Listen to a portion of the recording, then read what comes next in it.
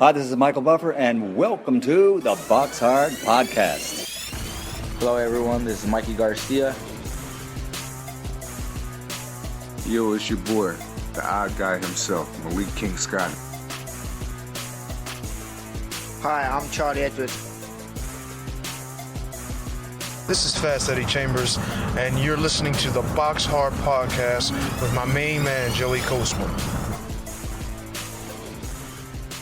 Hello everybody and welcome to episode 153 of the BoxHard Podcast. I am Mr. Joey Coastman, your host. I'm joined by the elusive Mr. Sumra. Ayaz, how you doing?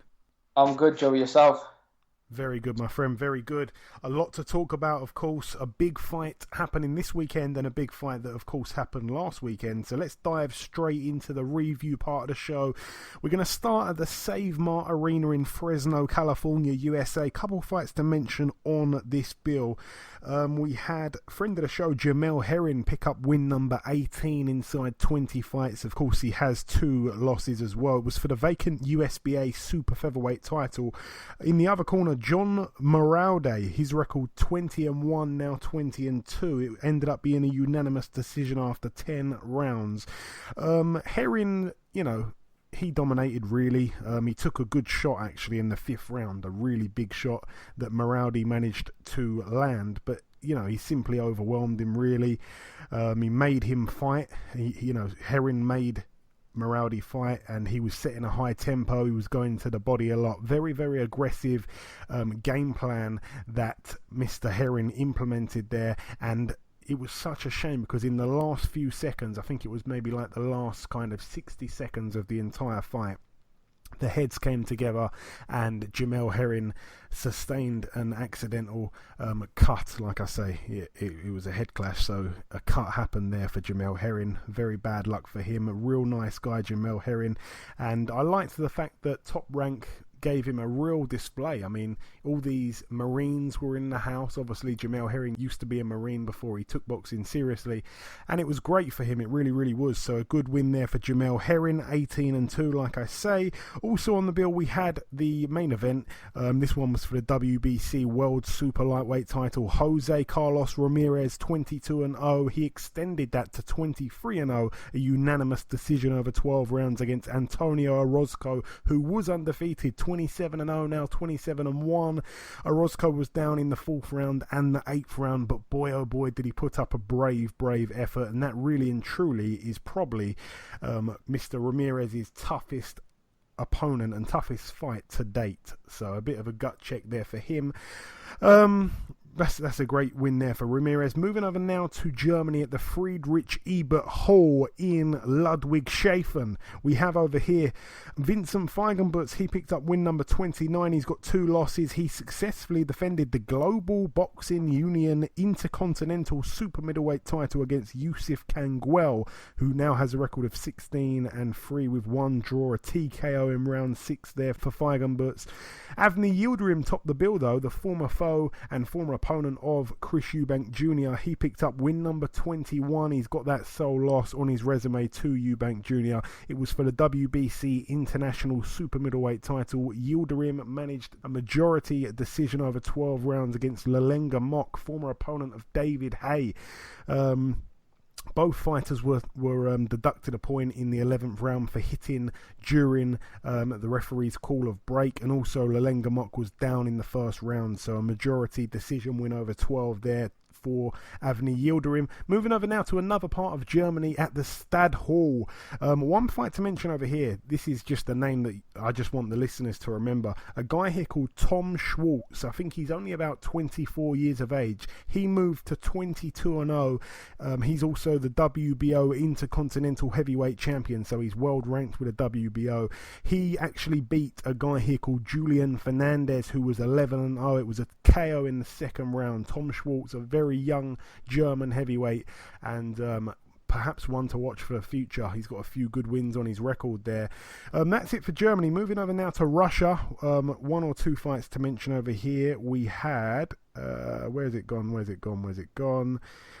Dmitry Kudryashov, the Russian Hammer, the man that got knocked out of the World Boxing Super Series by the Cuban, whose name eludes me at the moment. What was that guy's name? The Cuban guy. Oh my God, he lost to Gassiev. What was that guy's name again?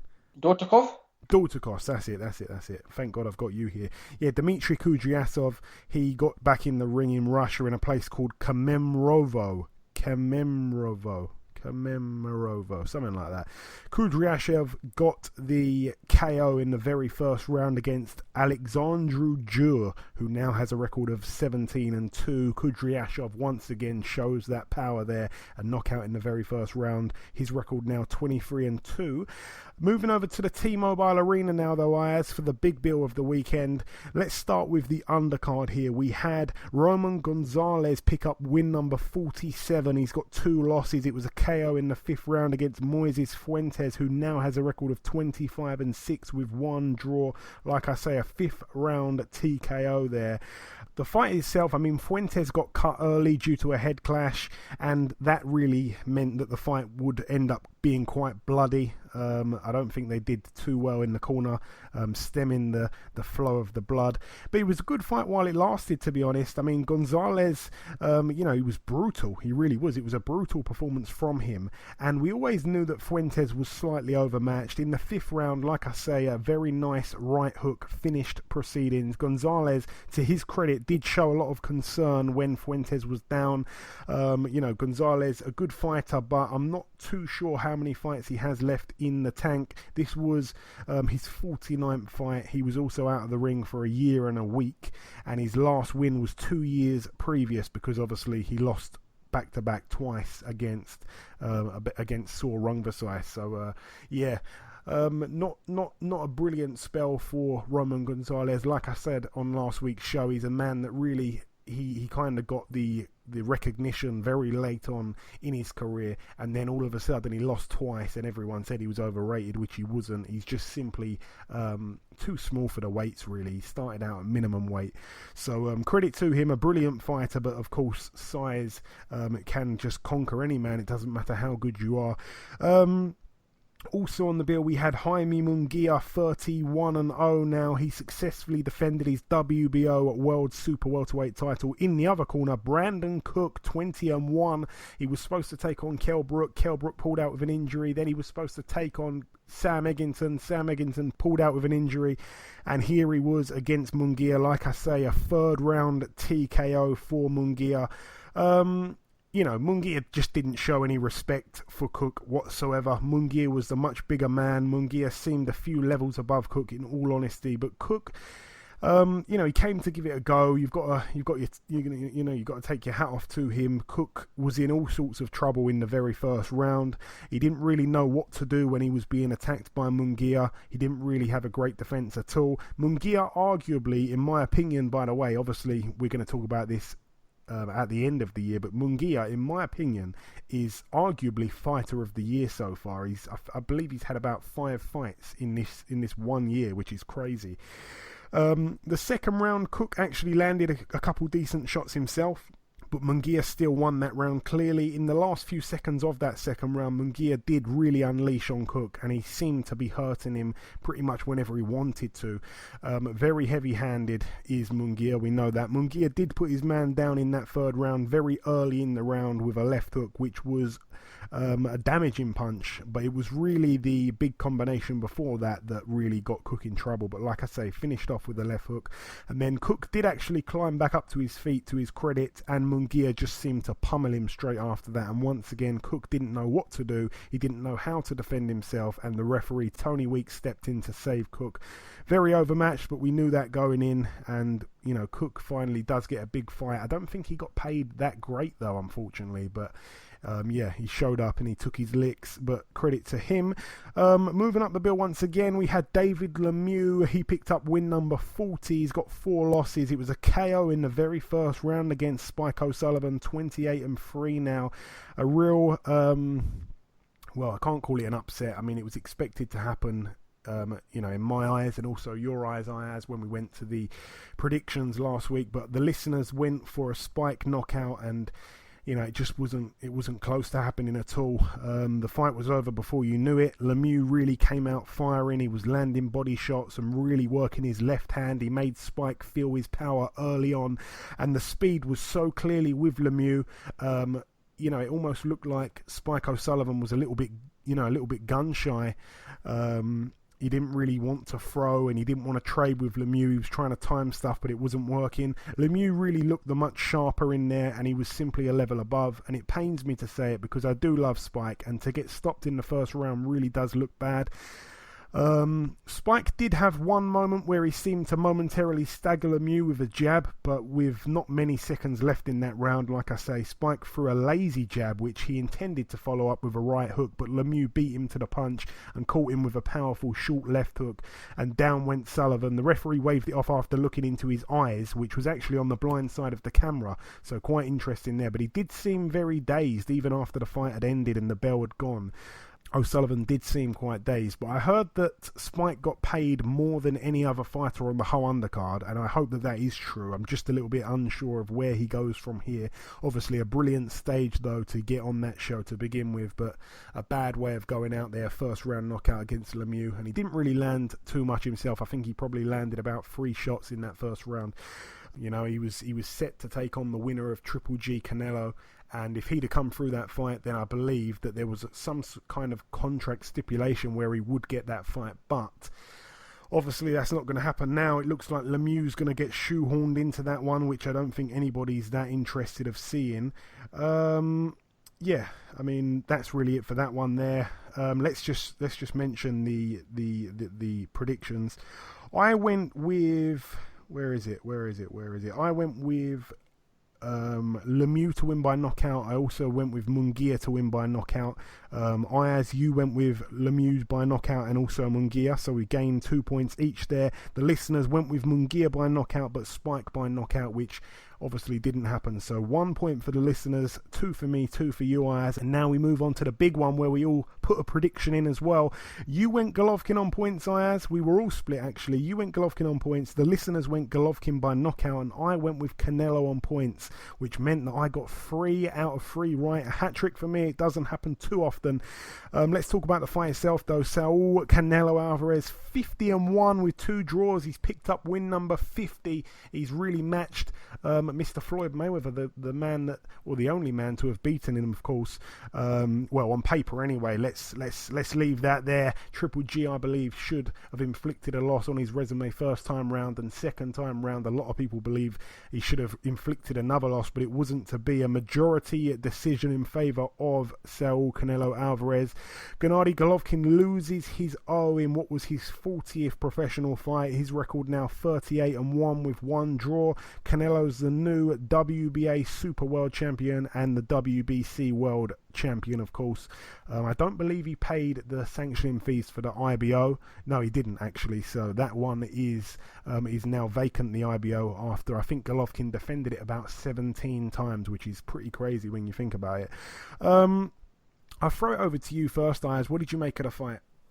I think it was a very, very good fight. Obviously, it was completely different to the first one. Obviously, we saw Canelo was more for aggressive fighter this time. He was landing very, very good shots. For the first half of the fight, Triple G really didn't do much. Obviously, Canelo was there, the more aggressive one, the landing more cleaner shots, uppercuts. Golovkin was throwing, but not enough until he got to the later rounds with the 9, 10, 11. And obviously, we see Canelo, he was at the start, even at the weigh-in line, when he came in, he pushed Golovkin and he said, yes, how much you wanted this fight. But Canelo boxed very, very well. And then obviously Canelo won the fight. And I remember seeing Twitter saying Golovkin won the fight. When I watched the fight, I saw that, in my opinion, I think Canelo won the fight. But a lot of people say it's a robbery. I don't think it was a robbery. I think Canelo actually won the fight. But I wouldn't mind seeing the number 3 because I think it's a brilliant fight. I mean, if not, for me, I think if number 3 doesn't happen, I think someone like Triple G, I think he should go fight Billy Joe Saunders, get the WBO belt, and then go after Canelo. Did you actually score the fight round by round, Ayaz, or did you just feel that after the fight Canelo probably did enough? After the fight, I thought Canelo did enough because, to be fair, Golovkin didn't really throw much in the first half of the fight until towards the later rounds. Okay, fair point. A few things that you mentioned there. Golovkin, now that he doesn't have the belts, who will want to fight Golovkin now? I think Golovkin is a little bit in no man's land. I mean, Billy Joe Saunders, if I was him, I wouldn't want to fight Golovkin because it's a dangerous fight and there's not too much to gain from it now.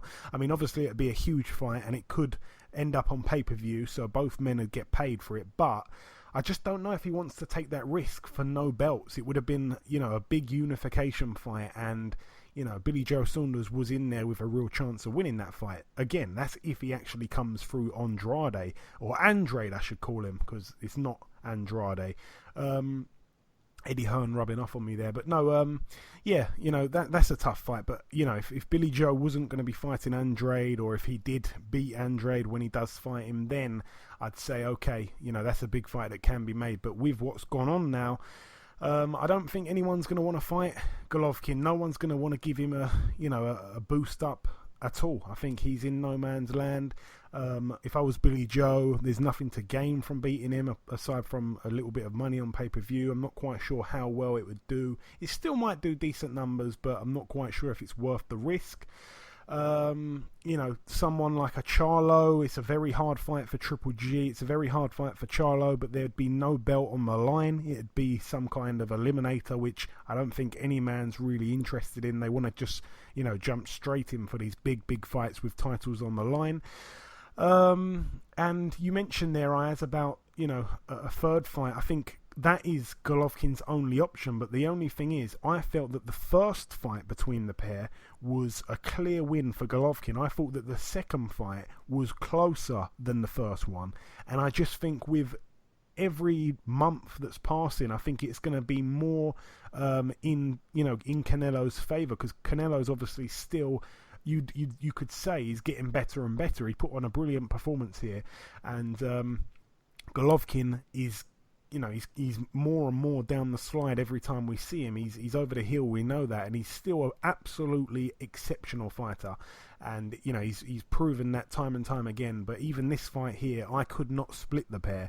I'm going to talk about the fight itself and the way I saw it in just a moment. But I just think that Golovkin's now in no man's land. No one's going to want to fight him. And his only option is Canelo. And Canelo, by hook or by crook, he's come off these two fights with no loss on his resume at all. A very dodgy draw the first time, and now he's managed to actually get the win. So, even him, I don't know why he'd want to do it again unless he believes that Golovkin is getting a little bit worse every time, which he is. I had the first fight around about 7-5 or 8-4 to Golovkin. This one I had a draw. So that goes to show that it wasn't it was more competitive this time round. And I think next time, I think Canelo would get a little bit better, and Golovkin would deteriorate just a little bit more. And I think it'd probably be a Canelo.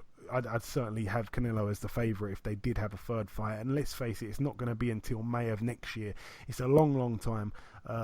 I'm not quite sure if I want to see the third fight, really, because I just think it's a foregone conclusion.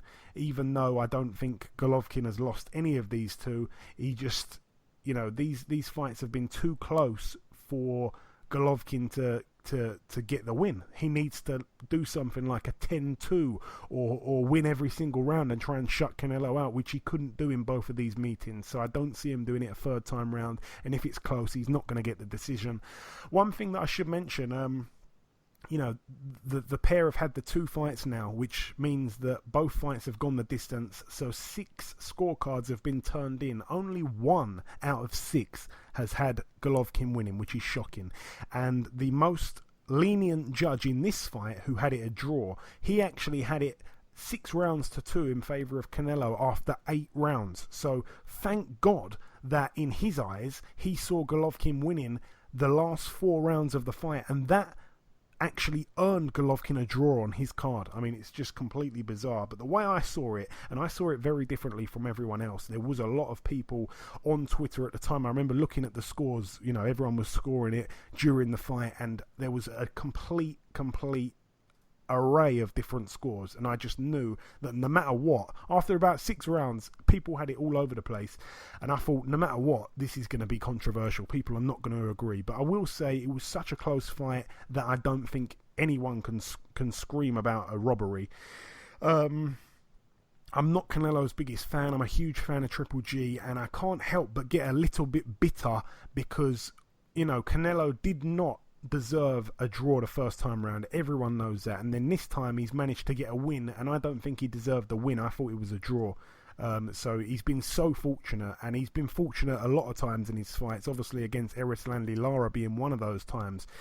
And it kind of annoys me a little bit. It's like a little bit Danny Garcia-ish, he's been gifted so many decisions that I really, I'm a bit bitter towards Garcia now. I like it if he loses. That's why I wanted Sean Porter to beat him, and he did.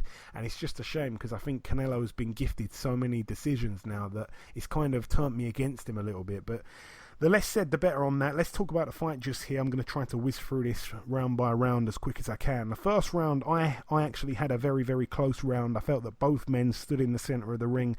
Both men were very cautious and very respectful of one another. Golovkin threw more shots and Canelo probably landed the better shots, but quantity over quality is my style. That's the way I score things, and I felt that Golovkin landed quite a decent amount of jabs as well. I think the jab was key for Golovkin in the first round, so I had it 1-0 in favour of Golovkin. The second round was a brilliant round. Canelo did up the tempo though, and he definitely won that round. He landed a nice left, I want to call it an upper hook. It was in between an uppercut and a left hook. Golovkin landed a couple of eye-catching shots also, but Alvarez really did make Golovkin look slightly uncomfortable as early as that second round there with the tempo. The third round was a very close round. I think Canelo probably edged it. Both men had their moments, but Canelo was outworking Golovkin. Golovkin was also trying to set everything up with a jab, but by the time you'd think about throwing a hook or a straight right, Canelo would move. Canelo was using his feet just to step to the left or to the right so that Golovkin couldn't set himself. Very smart there from Canelo. In the fourth round, Golovkin seemed to warm into the fight a little bit. He seemed to really get his jab working really nicely. He seemed to hit Canelo a little too often for my liking. Nothing telling landed, to be honest, but he was finding the target more and more in that fourth round. Canelo didn't get beaten up or anything, but it was definitely a Golovkin round, so that's 2-2 after 4 rounds. The fifth round was a very, very close round. There was argument for it being a 10-10 round. Both men were going at it. And if I really had to give it to someone, then I'd probably give it to Golovkin. In the sixth round, Barry Jones on the commentary gave that round to Golovkin, but I thought Canelo won the round pretty clearly, which would mean that without any 10-10s, it would be 3-3 after 6 rounds. But with the 10-10, then it would be, well, not to confuse everyone, but then it would be Canelo up by 1 point at this point. But like I say, avoiding 10-10s, Golovkin I gave the fifth round, so the sixth round I gave to Canelo, even though Barry Jones disagreed. Both men did have their moments in that sixth round, but I felt that Canelo landed the better and more consistent shots, so that's 3-3 after 6. In the seventh round, Alvarez won that round very big, easily outworking Golovkin and making Golovkin look a little bit tired at that point, but in the last 30 seconds Golovkin really took over and finished strongly. Canelo took the round, like I say, so that would make it 4-3 in favour of Canelo. So tight. In the 8th round, credit to Canelo. He'd been pushing Triple G back the whole fight, but in the 8th round, it was the first time where Triple G actually started to back Canelo up. Canelo probably did enough to win the round. It was really, really close. Another argument for a 10-10. Golovkin ended the round very, very well. In the last fight, though, Canelo came on strong, if you remember, towards the end. And this time it was the complete opposite. Triple G needed to come on strong here, and he did. In the 9th round, it was the first time Canelo opened his mouth. He was gasping for air. He seemed to be tiring. It was a brilliant round in that 9th round. Another real scrap, another close round. I probably edged that round to Golovkin. Scorecards were all over the place at that point. That was when I really checked out social media. Some people had Canelo dominating massively though, and others had Golovkin ahead. Some also had it a draw. I had it 5-4 in favour of Canelo after 9 rounds. In the 10th round, what an excellent round this was. It was round of the fight bar none. Unbelievable stuff. Golovkin was making Canelo miss a lot. He was taking a lot on the gloves. Much cleaner work was from Golovkin. Definitely his round. It was, it was weird because he kind of got like this second win from nowhere. Golovkin was really turning it on strong, and it was a high-paced round, but Golovkin, despite looking very tired himself, managed to box so cleverly. He was making his opponent miss and he was making him pay. Unbelievable round there for Golovkin. That had it 5-5. Then with 2 rounds to go. In the 11th, I gave that a massive round to Golovkin. I can't believe he wasn't gassing. He actually just, like I say, found this second wind, and he was making Canelo miss. He was making him miss wildly. He was making him pay, and he had Canelo hurt for a little while in that 11th round. But a brilliant fighter Canelo really is, because he showed his grit, and I tell you what, he's just phenomenal as well. So that was a massive round for Golovkin. So 6-5, and then in the 12th round, which I've seen a lot of people actually gave this round to Golovkin, but I disagree. I thought that Canelo nicked it. It was a brilliant round. It really was a great way to end what had been a fantastic contest. These men both deserved every penny. It was a close round in that 12th round, but I felt that Canelo probably just about edged it. I wrote here that I wouldn't be upset with a draw. I thought that it was a draw. Like I say, I give so much credit to Golovkin to keep up with the pace late on. Unbelievable. And then, like I say, when the scorecards were read out, one judge gave it a draw and the other 2 judges had it 7-5 in favour of Canelo. So more controversy, although, like I say, I don't think you can scream robbery on a fight that they've give it to a guy by 2 rounds. So 7-5, no real argument with that. I had it 6-6, so 1 round the judges saw differently, even though those rounds weren't the same rounds, because when you look at the scorecards, someone put a picture of the scorecards that the judges actually had, and it was quite surprising to see them disagreeing on many of the rounds but still having it very similar. So yeah, scorecards were all over the place. You said that you thought Canelo nicked it, Ayaz, but like I say, after scoring it round by round, I had it 6-6. It's looking like Canelo will be making his first defence against David Lemieux. Not too excited about that one, to be completely honest. I think Canelo would win that very easily. But that's really it for that big one there. Moving over now to the Holiday Inn in Birmingham, West Midlands, United Kingdom. One fight to mention over here. Frankie Gavin picked up win number 26. He's also got 3 losses. An interesting thing is he weighed in 153 3/4 pounds. I suppose... it's very, very heavy for Frankie Gavin, but he is fighting at welterweight against Kerman Leharaga next month or the month after. So yeah, Frankie Gavin just had a little bit of a keep busy fight against journeyman Kevin McCauley, but a points win over 6 rounds, a complete shutout there for Frankie Gavin. Couple little rounds there before he takes on Kerman Leharaga in Spain for the EBU European title. Also on that bill, Cash Ali moved to 13-0, a KO in the second round against Lee Carter. But that's really it for the review part of the show. Just before we wrap up part 1, of course, there's one last thing to do, and that is to welcome our very first guest. Ladies and gentlemen, please welcome the undefeated interim WBC Super-Lightweight Champion of the World. It's, of course, Mr. Regis Prograis. Regis, welcome back on the show, champ, once again. Thank you, man. Thanks for having me. Hey, it's always my pleasure. Just to point out to the listeners before we begin, we were trying to get both Regis and Terry Flanagan both on the show at the same time. It was all set up until Terry Flanagan, to not mince any words, decided to block me for no apparent reason. So I do apologise to the listeners, and if Terry is listening, then I hope that we can record something again in the future, because I have been a fan of Terry's for a long, long time. I'm not quite sure what I did to warrant being blocked, but we'll leave that there. The show must go on. Regis, we last spoke in June. At that time, you were getting ready to take on Juan Velasco. You did end up fighting him, and you ended up stopping him in the 8th round. Please walk us through that fight. First I was kind of, why Jose Velasco was he was 20-0 at the time. He was a good opponent.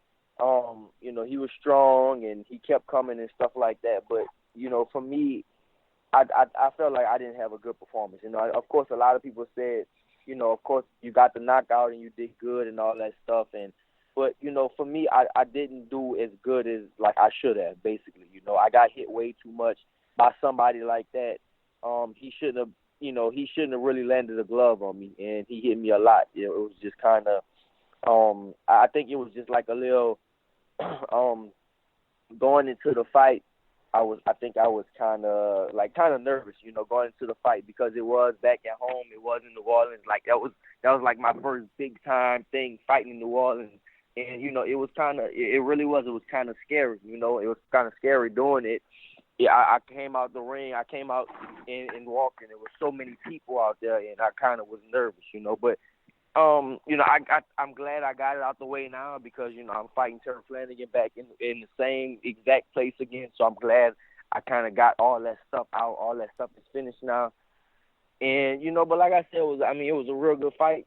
And I think it was a real good fight for me before I entered into the tournament. That was the main thing for me, to get some rounds in before I entered into the tournament, because prior to that fight, I went the last 5 fights prior to that fight, I went 10 rounds total, so that's an average of 2 rounds, a fight, so I know that I needed the rounds, but my thing is always, why, my saying is, always, why go 12 rounds when I know I can go 1 or 2 rounds? I don't get paid for overtime, so if I can get them out of there early, if I know I can hurt them, I'm going to hurt them and I'm going to get them out of there early, so I'm glad that, I did go those rounds. I felt like I needed those rounds before I entered into the tournament. It's behind me, and it was still a good performance. It was a real good show for the city, for my city, New Orleans. It was a real good show, and that's the main thing I wanted to have. I wanted to just have a real good show, and it happened, and I'm glad that it happened like that. And Regis, you only managed to knock him down 3 times. You're really good at knocking people down 4 times. What happened? I don't know, man. They stopped the fight, So maybe he would have stayed there. I could have knocked him down one more time, but one more time. But yeah, they stopped the fight, so that was it. Lucky him. But yeah, the winner of that fight, of course, was then going to be entered to the World Boxing Super Series. You won. You flew out to Russia for the draft. Yeah. You got your chance to size up all the rest of the guys in the tournament. Were you taken by surprise by any of the the other fighters in the tournament that you stood next to? No, not really. Josh Taylor is tall, real tall. He's tall. Terry, all of them, I think I was probably actually the smallest one in the whole division, It's the craziest thing. I think me and probably Anthony Gidget is like the smallest people in the 140-pound division, but of course, like I was the top seed, but I'm the smallest one, so it shows you size don't matter, It's about the dog in the fight, basically, so yeah, all of them was kind of bigger than me, and I was just, we was at everything. We was at the thing, and everybody was talking, and everybody was cool and stuff like that. So it was all right. I'm glad I got to meet everybody. Excellent. Now, you chose to take on Britain's Terry Flanagan. Terry was a fantastic fighter at lightweight. He had the longest unbeaten streak in British boxing out of all of the current fighters. However, of course, that came to an end earlier this year when he took on Maurice Hooker. That was Terry Flanagan's only fight at this new weight of 140. It was his first fight at the weight. You're obviously looking to make that 2 losses in a row for Terry at that weight. Yeah, basically, yeah, definitely, man.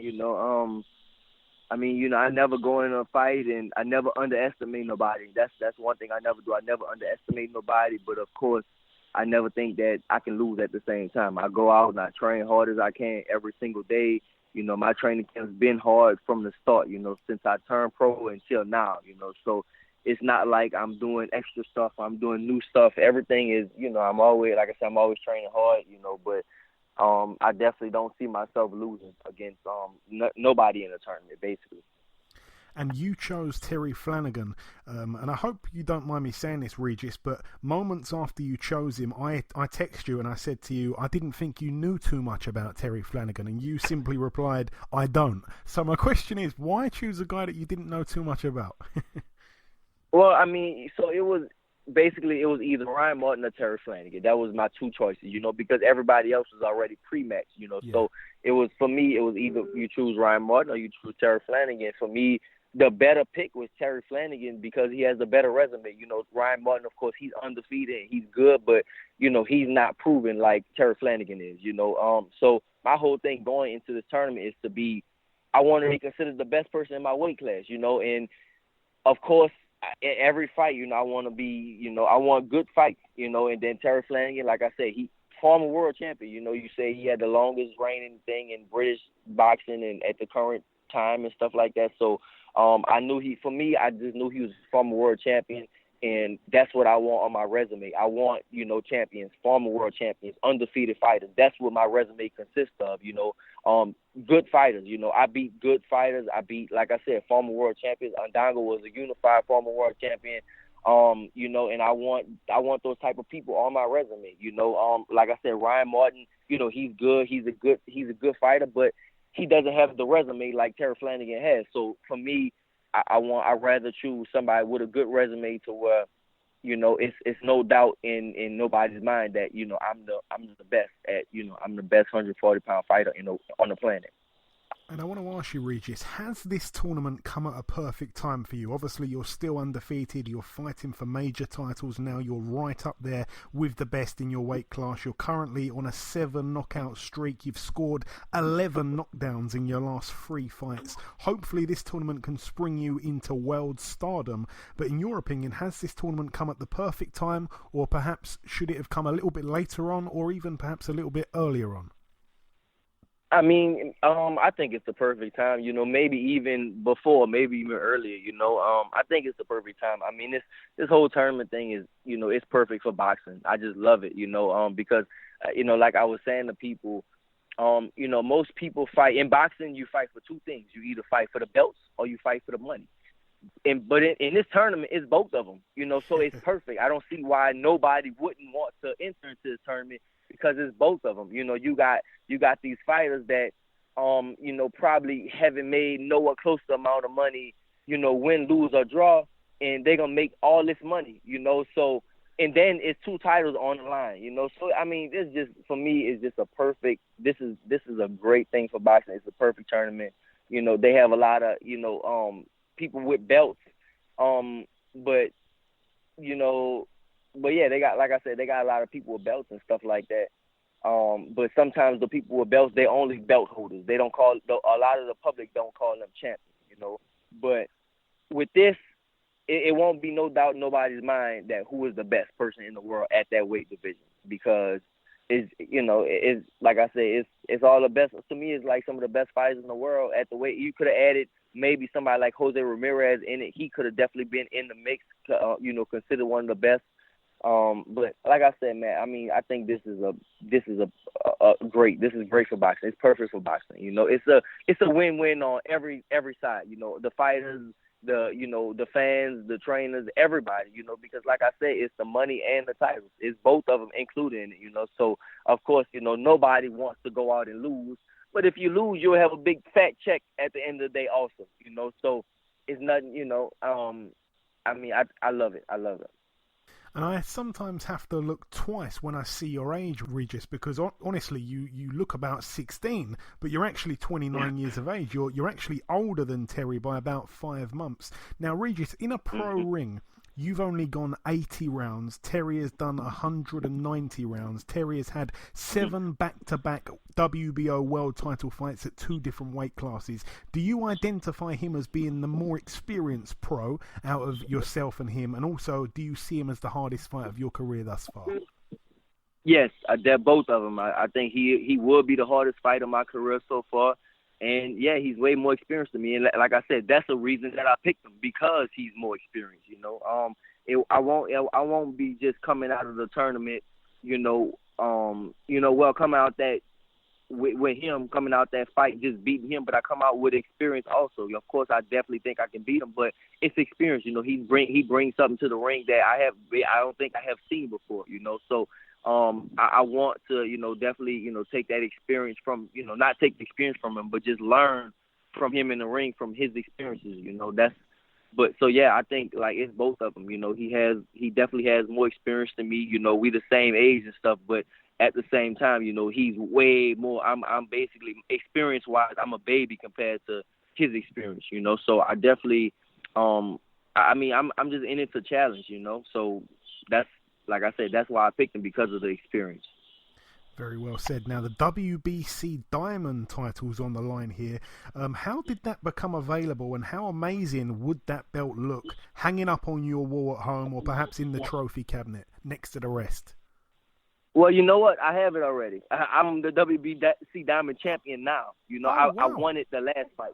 I didn't know this. So the last fight, that was for the WBC Diamond champion. They haven't made me my belt yet. They still supposed to give me my belt, but yeah, I'm the WBC Diamond champion. I think I should be right now. The last fight was for the Diamond belt. So yeah, I already have it. So I guess I'll be defending my title against Terry Flanagan.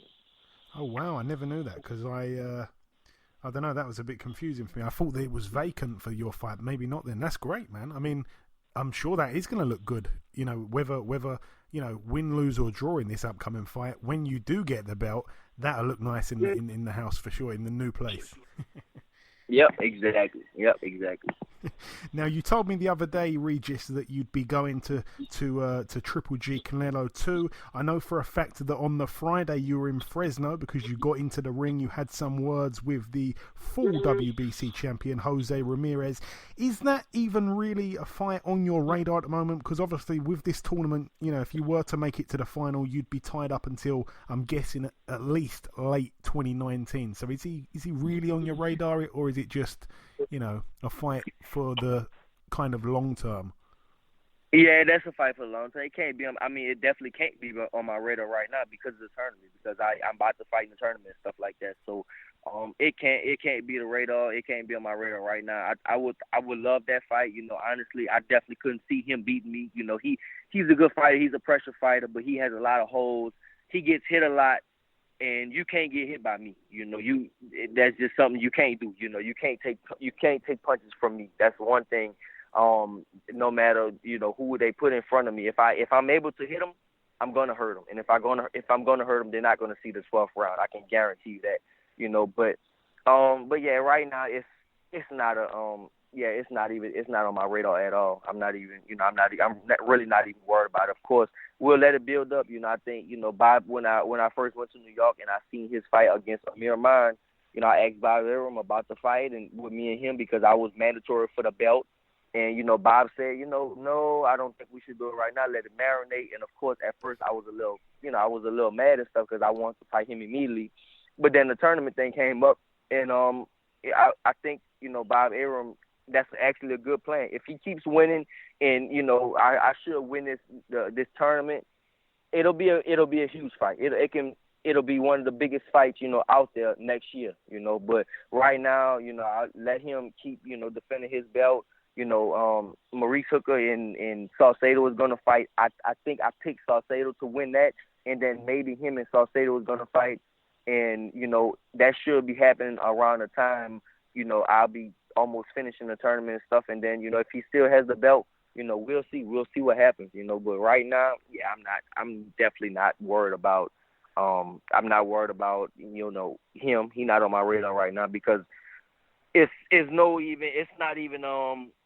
won't happen. It can't happen right now anyway. So, you know, we can say all we want on Instagram and Twitter and all that stuff, but at the end of the day, they know it's not going to happen, you know. And I think he knows. He called my name out after the fight because he knows that I'm about to fight in the tournament. You know, they never said nothing about my name at first until they knew I was going to fight in the tournament. You know, so like I said, if he still has the belt by the time I'm done with the tournament, then yeah, me and him can fight for the belt. If not, then you know, I'll have other plans. We'll see. Yeah, for sure. And did you end up making it to Las Vegas on the Saturday? Did you happen to be there to see the fight? And if so, yeah, I was there. Mm-hmm. How did you score it, Regis? If you did score it, who did you feel win? You know what? I mean, I thought Canelo. I'm not a real big into the like scoring numbers wise, but I thought Canelo won. You know, I thought, you know, if they say he won by 2 rounds, I thought the same thing. I thought maybe 2 or 3 rounds he beat him. That's how I saw it. You know, that, I mean, I think it's the great thing about boxing because it's a good thing and it's a bad thing, you know, because they have people that say, all my friends at home was, you know, they said, man, they robbed Triple G, that's fake. Triple G really won. And I was like, damn, what are y'all looking at? You know, I saw Canelo beat him. You know, I saw Canelo winning. I thought Canelo dominated. You know, he was in his, for me, if you look at a fighter and, you know, you look at who's in their comfort zone, and I felt like Canelo was more in his comfort zone than Triple G. You know, and of course sometimes that don't mean nothing. It's about who lands the best punches, and I still thought Canelo did that also. I thought, you know, he landed the best punches. Of course, Triple G landed some stuff, but, you know, what happened, like with Triple G, what happened to this big bad killer that's supposed to be knocking everybody out and come forward and stuff, and he was trying to box, you know, and Canelo was coming forward. For most of the time, Canelo was coming forward, you know. So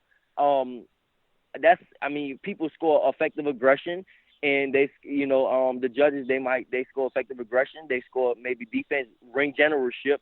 And I think, you know, if you look at that way, I think Canelo won, and I think the judges had it right, you know. So, like I said, it's a good thing and a bad thing, you know, with boxing, because a lot of people were saying Triple G won. You know, a lot of people saying, no, I thought Triple G won.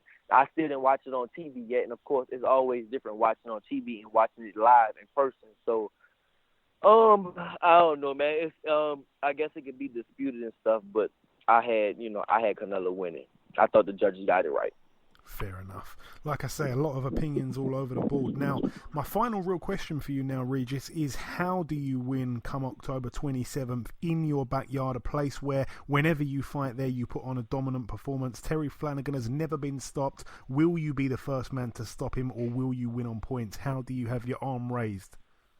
You know what? No matter what, I know I'm gonna get my arm raised. I never think I would lose. As far as stopping him, I don't know. You know, it depends. If I can hit him flush, which I think I can, I might stop him. I might be able to stop him. I don't know how tough he is. I didn't hit him yet. I don't know how tough he is. But, you know, if you look at my last fight, when I hit people, I'm going to hurt them. And if I hurt them, like I said, I'm going to get them out of it. I'm going to stop them.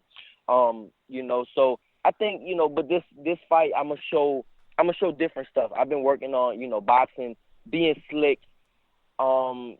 But I know my main thing is I love to get in there and fight. You know, that's my main thing. I know I love to get in there and fight. If I know somebody can't hit me and they can't hurt me, I'm going to get in there and I'm going to fight with them. You know, I don't need to box, you know. So it depends whatever I feel like doing that night. Like I always said is, you know, whatever I feel like doing that night, if I feel like boxing him, and I'll do that. I know he won't be fast enough to catch me. If I feel like boxing, I know my defense could be real slick and defensive. He won't be able to hit me. If I don't want him to be able to hit me, he won't be able to hit me. But if I feel like he can't hurt me, which, you know, I don't know. I can't say yet, but his record don't say he has a lot of power, you know. So, you know, we see, and people know I have power. You know, my record speaks, you know, power, but it's always different when you get in there with the other fighter. So, I don't know. You know, I don't know, you know, what I'm going to do right now. You know, if I might box him, I might fight him, I might bang it out with him. You know, we'll see. We'll see whatever I feel like doing. But right now, my mind is just focused on, you know, being real slick and being fast, because I know I will have the advantage in speed. I know I'll have the advantage in power. His advantage will be experience, you know. But like I said, once you get hit by me, you know, I can put people lights out with either hand. So that's the thing. So like I said, I don't know yet. I don't know what I'm gonna do, but just right now, what I'm working on in camp, you know, I'm just working on being, you know, more defensive, because I got hit. Like I said, I got hit more than I should have last time. And you know, just go out there and box, and I've been doing it beautifully. I mean, I've been sparring and sparring with, you know, middleweights, you know, dudes that fight at 160, so they walk around 180 pounds, and I'm just, you know, I'm boxing them, putting out boxing lessons, basically, and I'm hurting them, you know, at the same time. So for me, it depends on it depends on what I want to do. If I go out there and I think that I want to fight him, and if he hits me with a flush punch early, and he doesn't hurt me and it doesn't do anything to me, I might just say, you know what, I'm gonna fight it out. You know, I'll go ahead and fight it out. But like I said, right now, I don't know, but I know I'll win. Very well said, my friend. And yeah, if I haven't asked you something that you perhaps wanted me to ask you, or if there's anything else that you want to get off your chest, take it away, my friend. Say whatever you like just before we let you go. Yeah, I mean, the main thing, I just want everybody to come, you know, definitely watch the fight, you know, come to the fight if you're close to New Orleans, in the United States, you know, in the South, just come to the fight. Last time we had a real good event. You know, we sold a lot of tickets. I had a lot of big celebrities, big names in the house, in the building. And, you know, that was just a scratch of the surface, you know. So this time it's going to be even bigger. And I just want to encourage everybody to, you know, come out, definitely watch the fight. You know, it's going to be, when I fight, it's going to be an event. You know, I always said that, you know, when I fight, I don't want it to just be a boxing match. I want it to be a big-time event. So, you know, that's my goal. And just, you know, just have a nice event, you know. So I can't wait, you know, and I'm ready for Terry Flanagan, and I'm ready just to, you know, take him on and stuff like that. I feel like he'll be one of the toughest tests of my career, and I'm definitely looking forward to it, you know. So maybe I'll be the first person to stop him. Who knows? I can't say I will be or not. But, you know, my style is, you know, of course I can box, but when I go out, I try to hurt my opponent. And like I said, if I hurt him, most likely I'm going to keep hurting him, and the fight not going to go too long. So, you know, that's it. That's pretty much it. I am thoroughly looking forward to that fight. I truly am. But listen, Regis, it's always my pleasure having you on the show. You know that, my friend. I wish you the absolute best of luck for the 27th of October, and we'll certainly catch up sometime after. All right, man. Thanks. Cool. Okay, now it's time for part 2 on this week's show. Ayaz, it is your time to shine. Tell us the latest boxing news. Yes, Joe Kawasaki's father, Enzo Kawasaki, has passed away. Yeah, bad way to start part 2 there. Obviously, a bit of a sad note. Well, a very big sad note there. Enzo Kawasaki, a real legend in the sport, a real hero. You know, obviously, you know, he's produced. His son was one of the best fighters that Britain has ever had to offer. Joe Kawasaki, of course, but his relationship with his father Enzo, who was his trainer, he was the voice in the corner, was something of I want to say something of perfection, really. You know, this pair had such a fantastic bond. You know, Enzo was such a proud man. He was such a proud father, and you know, he was so proud of what his son achieved in a boxing ring, and he stood by his son for the whole time, the whole journey. And you know, Enzo trained a couple of other fighters. There's probably too many to mention, really, but Enzo was a good man. I never met the guy, but everyone that had met him always said nice things about him. You know, there's a lovely video when Joe Kawasaki got inducted to the Boxing Hall of Fame, and Enzo's there, and he's so proud he starts crying on live TV, and that is a video that, unfortunately, it's a lovely, warm kind of memory to look back on. It, you know, it's lovely for anyone out there that's got a brilliant relationship with their son or a brilliant relationship with their father. You can relate to it, you know, and they had a brilliant relationship, Enzo and Joe, and you know, obviously everything does come to an end, and we all die at the end of the day, and it's just one of those things. But yeah, a brilliant relationship they had, and every father and son out there, not just in boxing, but in the whole world, you know, we'd all love that with our fathers and sons, and they had that. And you know, may Enzo rest in peace. Brilliant boxing trainer, like I say, and everybody really respected him and loved him dearly. Alexander Usyk will defend all of his belts against Tony Bellew on November the 10th. Yeah, I mean, we knew this one was coming when Usyk penned some kind of deal with Matchroom Sports. Tony Bellew obviously was in training anyway. He's said many times, or Eddie Hearn's kind of said that Bellew would retire if he didn't get this fight. So he's got the fight. You know, it's not that far away when you think about it. It's less than 2 months away. So, you know, I'm hoping Tony's been really training, because a lot of people have been saying that when he's been commentating on Sky and stuff, when they've seen him do a little bit of pundit work, that he's looked very big. And obviously he's got to come down to cruiserweight for this one. So that fact alone is an advantage to Usyk. Usyk being a better all-round fighter is a big advantage. There's just one thing I won't do, and that's write Tony Bellew off, even though I don't think he's got a chance in hell. At the same time, he's got every chance in the world, because he has done the unthinkable more than one time now. I didn't give him a chance in either David Haye fight. I didn't give him a chance against Makabu, and you know, he's really upset the apple cart a few times, Tony Bellew. I'm a fan of him, but yeah, this is, I mean, I just can't see how he's going to win this one, but you know, he's proved me wrong many times, and I certainly wouldn't bet against him, so I'm not going to be getting any money out of my pocket and laying it down on this one. But yeah, you'd have to favour Usyk. You'd have to favour him pretty big, to be honest. And you know, Bellew's going to retire. Even Eddie Hearn said he's going to probably retire after this, which kind of pointed out to me that maybe he doesn't even have faith in Bellew to win. Because why would Bellew be a champion at cruiserweight with all 4 of the belts and then just completely retire. I mean, a rematch would be massive, I'd imagine. So, yeah, I can't see Bellew winning this fight. I think he's going to probably retire afterwards anyway, so I don't think he's going to have too much shame or too much pride in the fight. So I can actually see Usyk probably stopping Bellew late on, because I don't think Usyk's going to respect Bellew too much. I think he's going to probably feel the power and say, do you know what, I can cope with this, because even though Bellew is a big puncher, Usyk's been used to taking on proper one-punch KO artists, and Bellew I don't think carries as much power as people say. Josh Warrington will defend his IBF belt against Carl Frampton on December the 22nd. Yeah, great fight. We knew it was going to be happening. Frank Warren did say that the fight's happening. It was weird because when he announced it after... it was after the Tyson...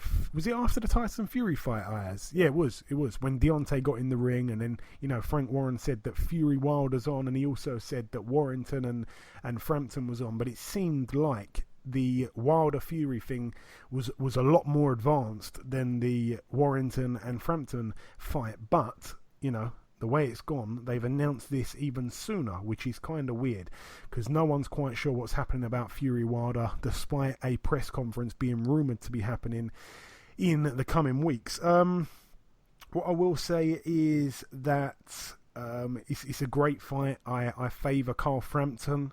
You can't take nothing away from Warrington. He done the unthinkable when he beat Selby, and he really did beat Selby. And to be honest, even though it's going to be on neutral ground, if I'm not mistaken, so I think that kind of evens it out a little bit, because Josh Warrington, no matter what you think of the man, when he takes on a fighter and he's in that, you know, that Leeds area, and he's got those fans behind him, it does do something to him. It really pushes him on. And now that it's going to be in a neutral venue, there's going to be a lot of Carl Frampton fans there. He's just not going to be in Leeds. He's not going to be completely in his comfort zone. And when it comes down to it, Frampton has got more than Josh Warrington. So it should be a decent fight, though. It really will. I don't think either man will be able to stop the other one. But with Warrington's work rate and Carl Frampton being as good as what he is, I think that's a brilliant fight. Frampton's got to be completely 100% focused, but I think it's a great fight. But I'd see Frampton winning that one on points.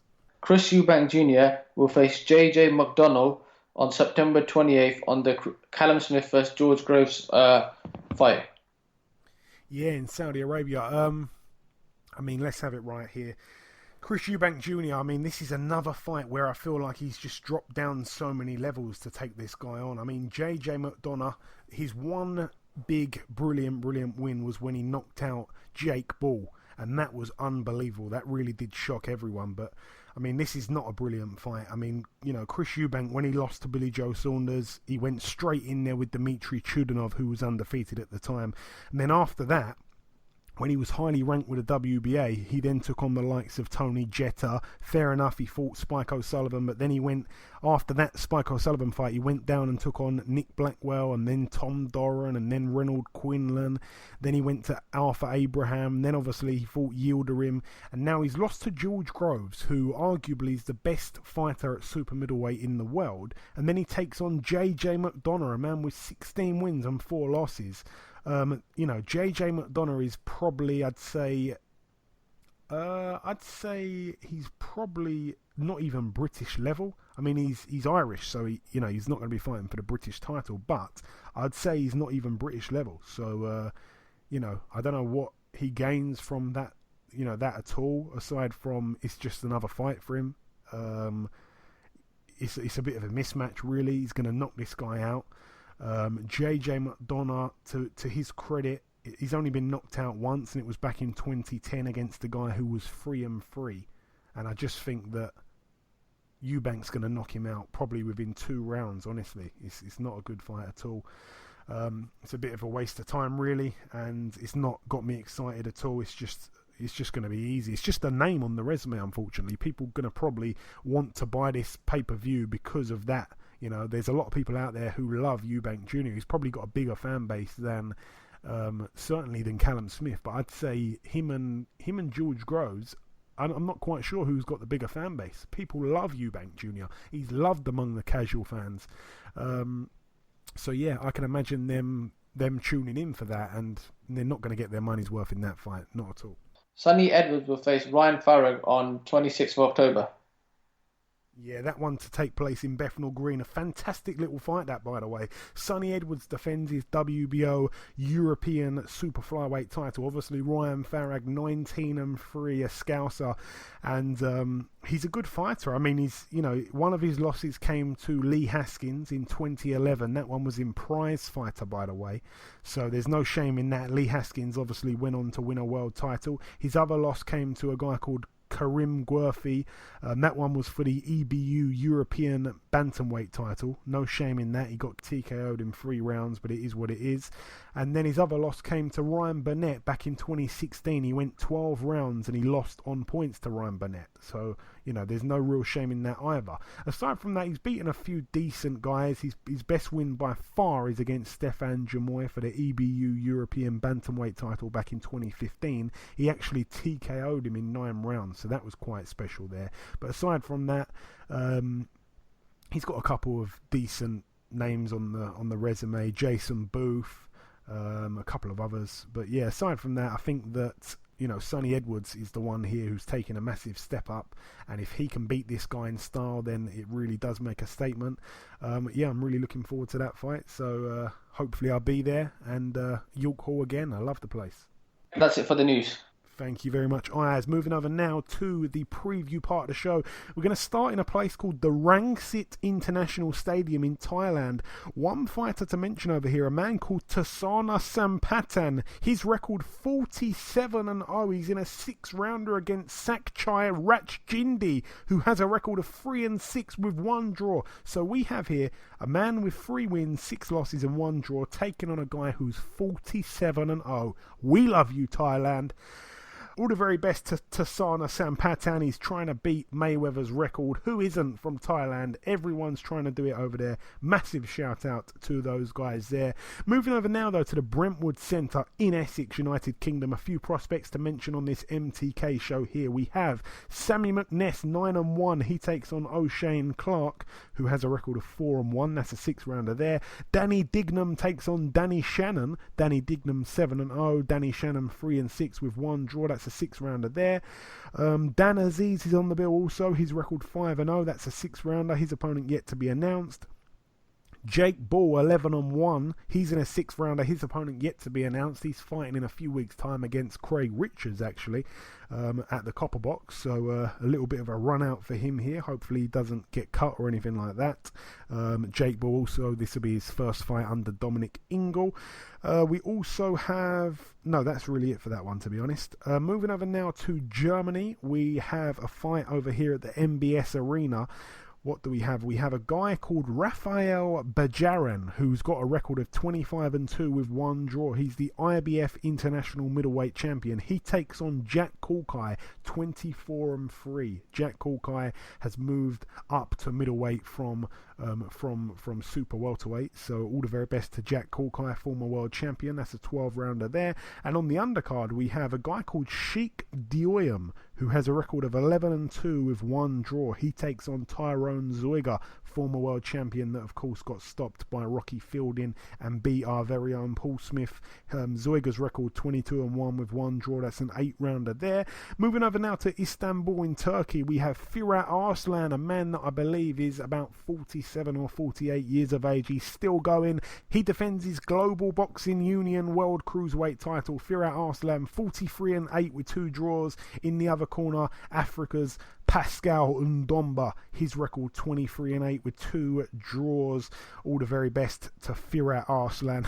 Moving over now to the Wembley Stadium in London, United Kingdom. Once again, let's try to go through this as quick as possible here, as I'm going to be at this show. It's going to be shown on Sky Sports Box Office. Let's start with the undercard. We have Sergei Kuzmin, Ayaz, 12-0. He takes on David Price, 22-5. This one a 10-rounder here. David Price took the fight at late notice. Sergei Kuzmin is Russian, so those guys that are going to be in the house to support Povetkin, I'm guessing, are probably going to be the same guys cheering for Kuzmin. Everyone wants David Price to win, Ayaz, but one thing I tell you about Sergei Kuzmin, he knocked out Joe Joyce in the amateurs in 1 round. So Kuzmin to knock Joe Joyce out in the amateurs in 1 round, I would have him as a massive favourite against David Price. Do you agree with that?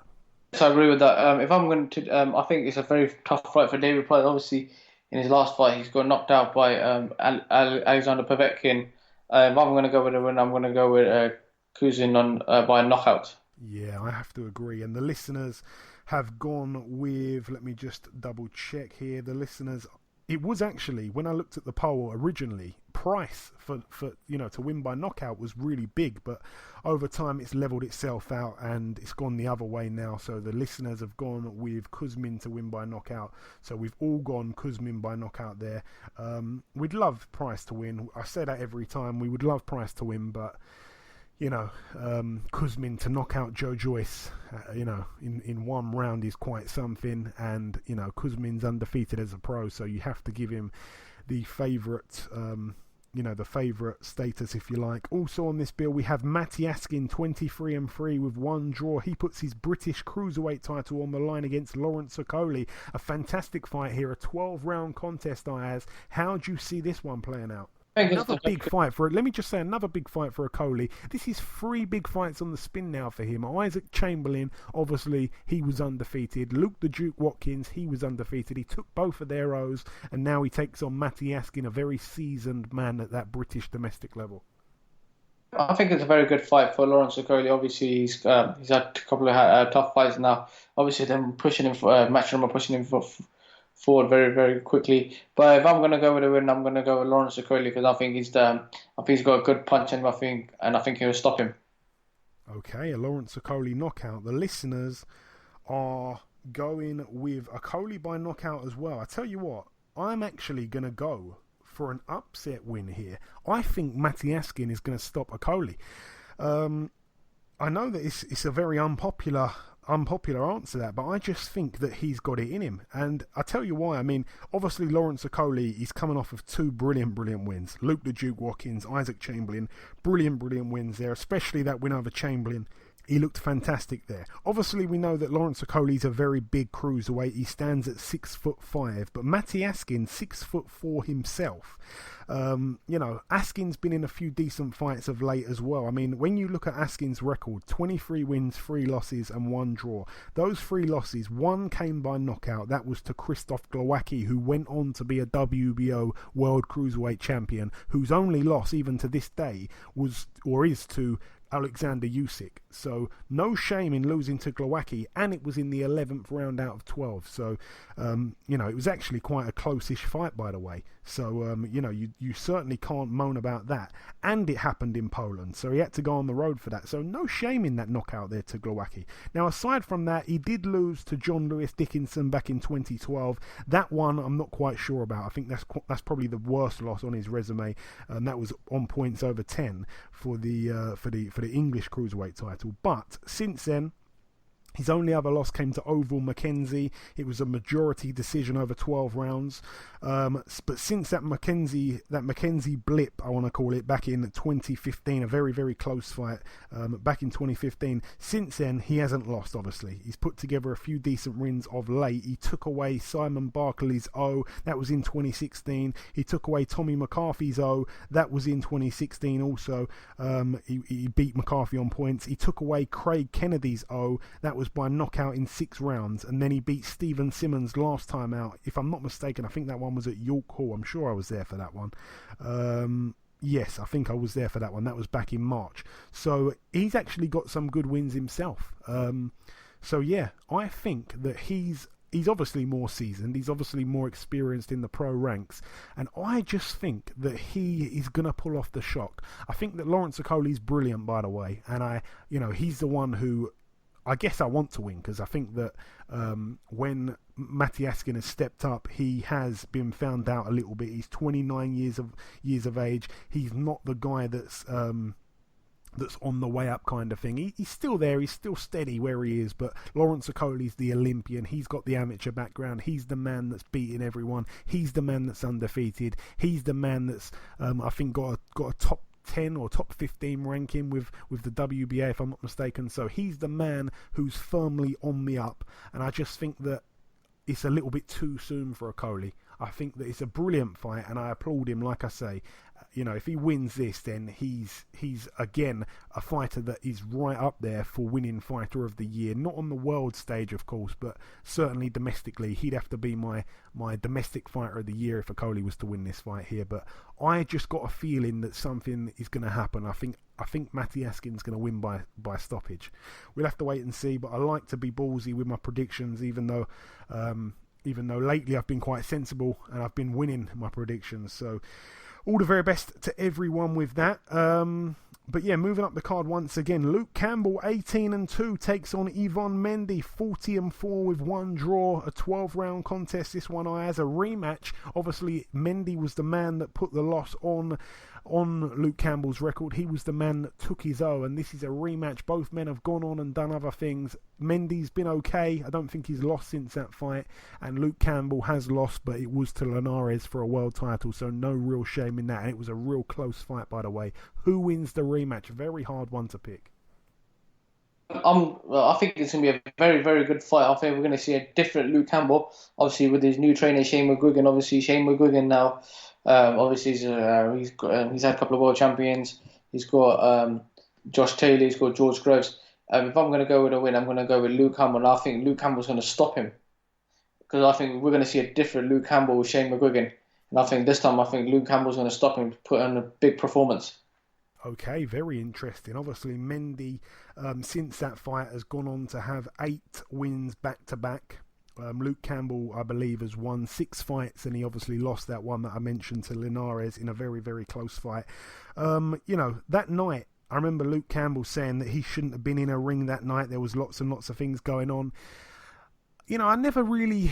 Those kind of things don't really wash well with me, because you're in a fight. You've got to forget about those stuff there, and you've got to concentrate on the fight. And I know it's easier said than done, but let's remember, in the build-up to the Linares fight, Luke Campbell lost his father, and he still managed to put in a brilliant performance. So where did he learn that? Because, I don't know what was going on outside of the ring for the first fight here against Mendy, but I know his dad didn't die, and he still managed to get dropped in the fight and go on to lose. So, I think it's a very, very, very hard fight to actually call. Yvonne Mendy, the thing about him, I just think that since that fight, he's beaten a couple decent guys, let's not lie. Since then, he's beat Francesco Patera. That's the man that's going to be taking on Lewis Ritson. So he beat him and he took his O. That was unanimously very wide on points. But aside from that, when you look at the guys he's fought, they're not really on the level of the people that Luke Campbell's fought in the interim period as well. Even Mendy, like I say, one fighter that stands out to me there, Patera. When you look at the fights that Luke Campbell has fought since that fight, some of these guys are British guys, so they stand out to me more. But Gary Sykes obviously stopped him in 2 rounds. Argenis Mendez, Derry Matthews, he stopped him as well. Darlis Perez, he knocked him out. And then Jorge Linares, the biggest one of them all, in a very, very close fight, which he lost a split decision over 12 rounds. So the momentum, I'd say, is with Luke Campbell, even though he's had the one fight since that Linares loss back in, funny enough, back in the September 2017 on the 23rd. So this fight's going to be the 22nd of September. So literally almost a year to the day since that loss to Linares. He's back in there, and like I say, the winner of this fight against himself and Mendy gets the mandatory position to take on the WBC lightweight champion, Mr. Mikey Garcia. Very tough fight for the winner here. Whoever wins this, in my eyes, would lose pretty clearly to Mikey Garcia. But I'm going to go Luke Campbell on points, Ayaz, and the listeners are also agreeing with that. But you've gone Campbell by knockout, so it should be quite interesting. And now the main event, Anthony Joshua, 21-0, 20 of them quick. He takes on Alexander Povetkin, 34-1. This one's for the IBO, IBF, WBA Super and WBO World Heavyweight crowns. A 12-rounder, of course, Ayaz. A very, very tough fight. I've said it from the start. This is a much tougher fight than some people initially gave it credit for being. I still stand with that. I think it's a very, very tough fight for Anthony Joshua, this fight, Ayaz. How do you see it? 100%. I have to agree with you. This is a very, very tough fight. Obviously, Povetkin is no on-goer. Like, for example, you go knock him out like that very quickly. I think this is a very, very tough. I think this is going to be a tougher fight than the Joseph Parker fight, in my opinion. This is where we're going to see Joshua get tested properly. Obviously, Povetkin is a big puncher. Povetkin is dangerous. So, yeah, he went the distance with Klitschko. I think a lot of people are writing off Povetkin, but to be fair, I think this is Joshua's very toughest test. I think this is going to be a tougher test than Vladimir Klitschko. With this fight, I'm going to go with Joshua by points. So am I, Ayaz. I'm going with Joshua by points. Not many people agreeing with that, actually.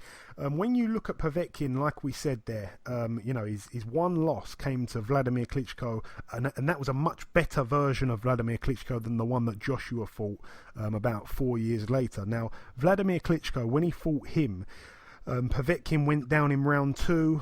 I think it was once. I think he went down 3 times in round 7.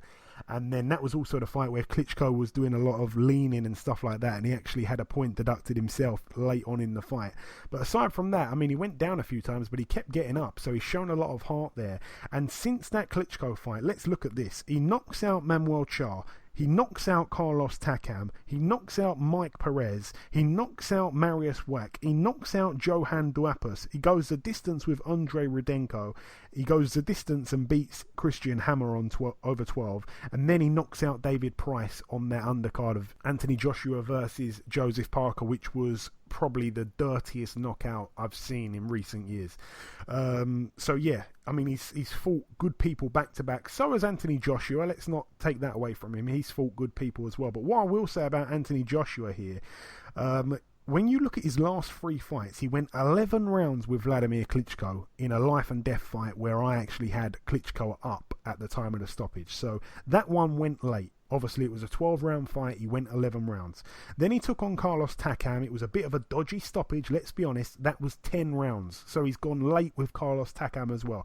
Then he fights Joseph Parker. At no point in the fight does it look like he's going to hurt or look like he hurt Parker or wobbled him or anything like that. It didn't look like he was going to stop him. He goes 12 rounds. So his last 3 fights, Anthony Joshua has gone 11 rounds, 10 rounds, and 12 rounds. That's the point what I'm trying to make here. His last 3 fights have all gone very late. He's taking on a man that's never been knocked out in Povetkin. So for me, I can see Povetkin lasting the distance. Povetkin's very, very dangerous. Anthony Joshua needs to keep the fight long. Povetkin's absolutely exceptional fighter when he's up close. On the inside, he's a brilliant fighter. Anthony Joshua, I don't think is fantastic on the inside. I think his best work. Well, he is. I won't lie. He's very good on the inside actually, but I think he needs to keep the distance here. I don't think he can afford to trade with Povetkin. Povetkin's a very hard puncher, very fast as well. He's probably got the edge in speed actually, and he's very good with his timing. Remember, he's got that sensational amateur pedigree.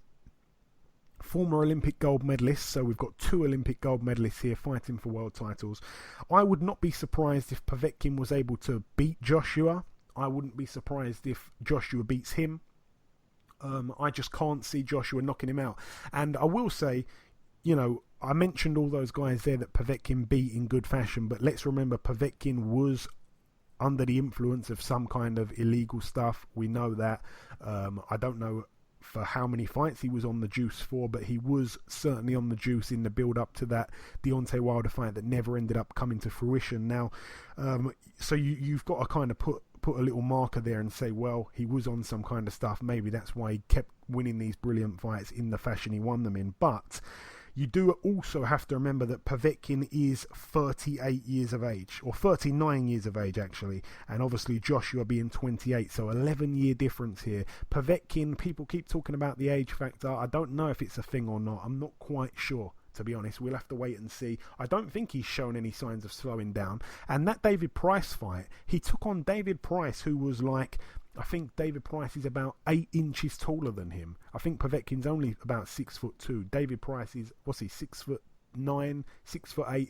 There was a big difference in height there, and David Price kept everything long. And the moment that he wanted to mix it up with him, then obviously he got knocked out. Like I say, the most brutal knockout I've seen in recent years. And let's not kid ourselves there. Povetkin won every second of everything in that fight, really. I mean, like I say, Price kept him at bay, and he landed a couple nice jabs here and there, and he landed a long left hook that staggered Povetkin. That's fair enough, but let's not say that Povetkin was seconds away from being stopped. He got hit with one shot that wobbled him. And David Price is a big banger. we know that David Price has knocked Joshua down in sparring. So I don't want to put too much on his bad performance against Price, because ultimately he knocked him out brutally and David Price didn't know what day of the week it was. So this is a tough fight. I think Joshua's definitely the favourite. He's got the momentum as well. I'm not saying that Povetkin doesn't, because he does as well, but everything's in Joshua's favour. He's obviously, you know, in Wembley, in London, where he loves to fight. So, yeah, I think that Joshua wins, but I don't think he wins by knockout. If he does, it's a huge statement. That's really it. I'm really looking forward to going there, but that's really it for that one there. Moving over now to a couple of other fights just to mention before we wrap up the show. We're moving over now to Maryland at the Bowie State University. Friend of the show, Alontis Fox, former opponent of Demetrius Andrade. His record 23-1 with one draw. He's in an 8-rounder. His opponent yet to be announced. All the very best to Alontis Fox. That show's actually promoted by Evander Holyfield. Who's that again? Moving over now to the Whataburger Field in Corpus Christi, Texas, USA. This lady here, I was going to say friend of the show, but she herself isn't really a friend of the show. Her brother, Mario Barrios, has been on the show before. But this lady here, Selena Barrios, her last fight, we actually showed it live on our website, www.boxhardpodcast.com. We streamed it live. We were the exclusive UK broadcaster of her last fight. And I tell you what, talking of brutal knockouts, Povetkin Price, it wasn't quite on that level because those guys are big heavyweights. This lady here is a lightweight, and I tell you what, she can punch like a super middleweight. Selena Barrios knocked out her opponent brutally on our website. But she takes on a lady here who's also undefeated. Selena Barrios 4-0. In the other corner, Patricia Juarez, who has a record of 4-0. 10 2-minute rounds here for the NABF female lightweight title. Selena Barrios, a fighter that is not messing around. She goes into fights. She doesn't like to let the judges decide her fate. Oh no, she likes to go in there and throw bombs. Very exciting lady fighter, and she has an exceptionally bright future ahead of her. All the very best to Selena Barrios, hopefully 5-0 this time next week. The last thing to mention, it's happening on Monday actually, Monday the 24th of September. We shall mention the result on next week's show, but we have a world title fight happening in Japan at the Takeda Teva Ocean Arena. Sho Kimura puts his WBO world flyweight title on the line. His record 17-1 with 2 draws. He's in a 12-rounder against Kosi Tanaka, who's 11-0. People that know about the flyweight division know that is a phenomenal fight. All the very best to both the little men involved there. But that's really it for the preview, and we brought you the first guest. We brought you the review in. Ayaz did the business. He brought you the latest news in boxing. Just before we wrap up part 2 and end the show, the last thing to do, of course, is to welcome our second and final guest. Ladies and gentlemen, please welcome a man that has many roles in boxing. He's a matchmaker, he's a promoter, he's a manager also. It's, of course, Mr. Al Siesta. Al, welcome to the show, sir. Thank you very much indeed, man. Thank you for having me. How's it going, man? You okay? All good, all good. My pleasure to have you on. Did I leave any of your roles out when I was saying? Not really, no. There? Not really, okay. Maybe advisor, but it's not important. Okay. There is another big advisor in the business named Al, of course. So firstly, Al, you're Russian by way of Southampton. I must admit, that sounds pretty random. How did you end up in Southampton? And of course, tell us a little bit about your backstory of how you ended up becoming so involved in boxing. Man, I was a musician originally. I kind of stayed musician. You stay musician to the rest of your life, but I'm kind of professional boxing guy now. So used to be a musician, studied in Southampton University a little bit, dropped out, stayed in England. It wasn't pleasant times in Russia in early 90s, so England was perfect country for me. So I decided to stay here. And just took from there, really. Interest in life, recordings, session playing, performing, bands, studios. And then about 6 years ago, God took me by the scruff of my neck and just chucked me into the boxing game. Literally, I think God wanted me to do boxing because it's just the chain of events was so strange. Few years before, boxing kept following me. I'm a big fan of boxing, but I never thought I'd end up in this profession, you know? I never thought so. Now I'm just full-time in boxing 24/7. This is my life. This is the way I provide for my family, and this is the way I think I will continue. And I love boxing. Boxing is everything to me now. Yeah, I was just going to ask you then, were you a boxing fan before you got into it? So it sounds like you were a big one. Huge boxing fan. I remember buying pay-per-views when I just came to this country, 1995, 96, watching various Lennox Lewis's, Ricky Hattons, and so on and so forth. So it was I was a big boxing fan all the time, you know. So that's how I ended up here in Southampton, because Southampton University, and also this used to be very popular music store. Whoever used to do music or used to be in recording music connections, it was like a chain of stores across England, and Southampton had a pretty big branch. I knew the manager. I used to do some piano demonstration there, play instruments, synthesizer thing, and that's it. Just Southampton was the town I came to from Russia and stayed my home. I lived in London for a while, but I came back to Southampton because it's almost like I love Southampton. Funny enough, I know it sounds weird, but that's what it is. Very interesting, very interesting. Now, you're involved with a whole heap of fighters from pretty much every corner of Europe, really, and also you've gone over to South Africa with some of your talent as well. How many fighters are you currently involved with, Al? Man, I'm involved. You see, the situation is because I'm a soul man of boxing. This is a funny thing. The reason I said that to you, I treat fighters very well. I try to communicate with them without any patrony. You know, I don't patronize fighters. I treat them like brothers because they are risking in the ring, not me. I'm just trying to provide the opportunity for them and make money together with them. Obviously, they would make a lion's share, and I'll take some percentage for providing the opportunity. So I'm trying to treat them like my brothers, really. And I ended up working with lots of fighters. I mean, some of them without contract, but we communicate and collaborate for many years now. And I have around 2,000 fighters in my books. I reckon I match about 60, 70 fighters regularly. And I advise for about 10 dozen fighters. And I manage few fighters. And I promote few now. So the family is very, very big. But I am now trying to reduce the responsibility. And I'm just basically narrowing my circle of trust, to be honest, these days. Not because I'm tired or I don't want to work.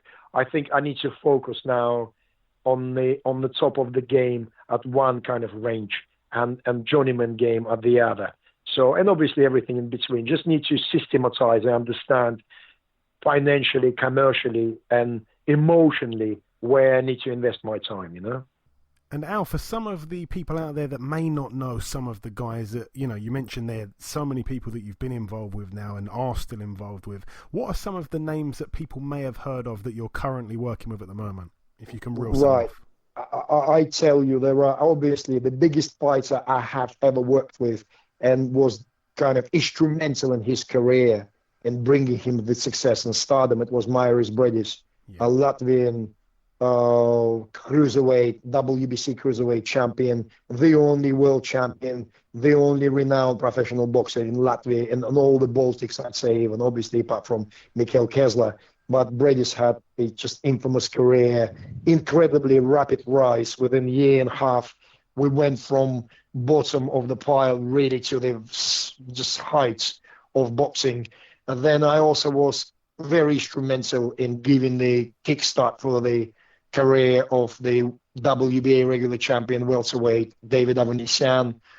I also work closely with people like Najib Mohammedi, Issa Chiniev, who is possibly will be fighting Richard Comey for the world title at lightweight for the IBF if Mikey Garcia will vacate. Work with you, you know, I mean, I'm just, Dmitry Chudinov is one of the fighters. And just advice for many, you know, really. I mean, I'm sure I've forgotten about 10 fighters, or not forgotten. Just don't spring to my mind quick enough, you know. But there are few. I work with lots of fighters, and I matched few fighters. Even for in UK, I mean, I worked a lot with Matchroom Sports. I bring opponents for, I don't know, Joshua Boazzi or Jake Ball or Felix Cash or Derek Chisora and people like that. So, I mean, worked a lot. I mean, Matchroom very kind to me, and they kind of value my expertise, and I do get some work from them sometimes to bring opponents from abroad to test their guys, you know, and I'm very grateful for them for the opportunity, and I'm hoping that the relationship will continue. But overall, I work across Europe. I work with Russians, French, Italians, and done some good championship fights. Johan Condolo, a few WBC title fights, IBF, and many things. I mean, very busy guy. I mean, well known within the industry, and it's nice. But I think I need to make a stamp somewhere in new kind of promotional era. I want to get a bit independent, and I said to you earlier, I want to differentiate my role and don't want to be master of everything, like let's say, like jack of all trades, master of none. This is an English saying. So I really want to focus on something more and bring like sponsorship packages and have my own promotion company, hopefully with some sort of television outfit and stuff. So that's what I'm working on, and I'm sure I will successfully deliver that. It's just I need to be more focused on this. I just love boxing too much, every single aspect of it, every single shade, and I just get spread too thin, if you know what I mean, because I want to be involved in everywhere. I'm very greedy when it comes to sport, not in terms of money, in terms of success and delivery and being involved everywhere. Do you know what I mean? Yeah, and for sure. and I'm real eager to cover everything I can. I need to have the fights on this undercard or that undercard, or I need to see that show, or I need to have involvement, or I need to help these people. The crazy guy, you know what I mean? Crazy Russian. No, but some of the guys you mentioned there, we've had on the show. David Avanesian's been on this show before as well. Talking about your upcoming event, Al, it's set for next weekend. It'll be Saturday the 29th in Bracknell. This will be your 4th show in the UK, I believe. Tell us a little bit about it. Yes, it's just Bracknell. I tell you why. I mean, first of all, geography. Right next to Bracknell is a funny kind of town, I tell you, right next to Reading, Guildford, Farnborough, Farnham, Basingstoke, So and they are known, it's like a Surrey, Berkshire in Hampshire, in the middle. You see, it's like if you would have had a dot that connects all them 3 counties, that's where Bracknell is. And Bracknell Leisure Centre, notoriously known amongst like British fans, like David Hay used to have fights there like 10 years ago. And I thought, it's just like indication that lots of gyms in that town, a big traveling community around that area. So I feel there's a massive boxing heritage around the area. And I thought, let me revitalize that. Let me remind people that there's lots of boxing in that area. And, I think I've got good feeling. I mean, the ticket selling very well. I am trying to kind of sift through and find the essence of who needs to be boxing on my shows, because obviously you work, you learn, you navigate, you keep the essence and you lose the shit and stuff, apologizing for that, So I'm just learning about the fighters, learning about the ethics, about the teams, commitment, responsibilities. But overall, geographically, the place is brilliant. I mean, they've got so many gyms. I mean, I remember traveling from Southampton for sparring in that area always, because there's too many gyms in there. You can have great sparring sessions. One day you're in Reading, another day you're in Basingstoke, then you're in Guildford at Johnny Edwards'. So that's why I chosen Bracknell. And I think I want to really build that area up in terms of good. I mean, I'd love to extend the capacity eventually of the Bracknell Leisure Centre, maybe add some more 500 seats and just go up to 2,000, hopefully, if we'll be successful. And obviously Luther Clay, one of the fighters I manage, who I truly believe is a genuine, real talent, is based in Bracknell, you see. That's why Bracknell. And Ludumo Lamati, my African super bantamweight, well-rated in governing bodies and future champion, hopefully, he's now in Bracknell training with Luther.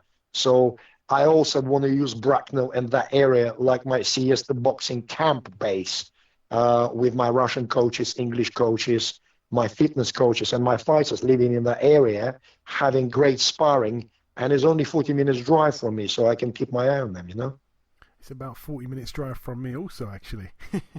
Yeah, where are you based? Kingston. Oh, I love Kingston, man. Kingston is a beautiful area.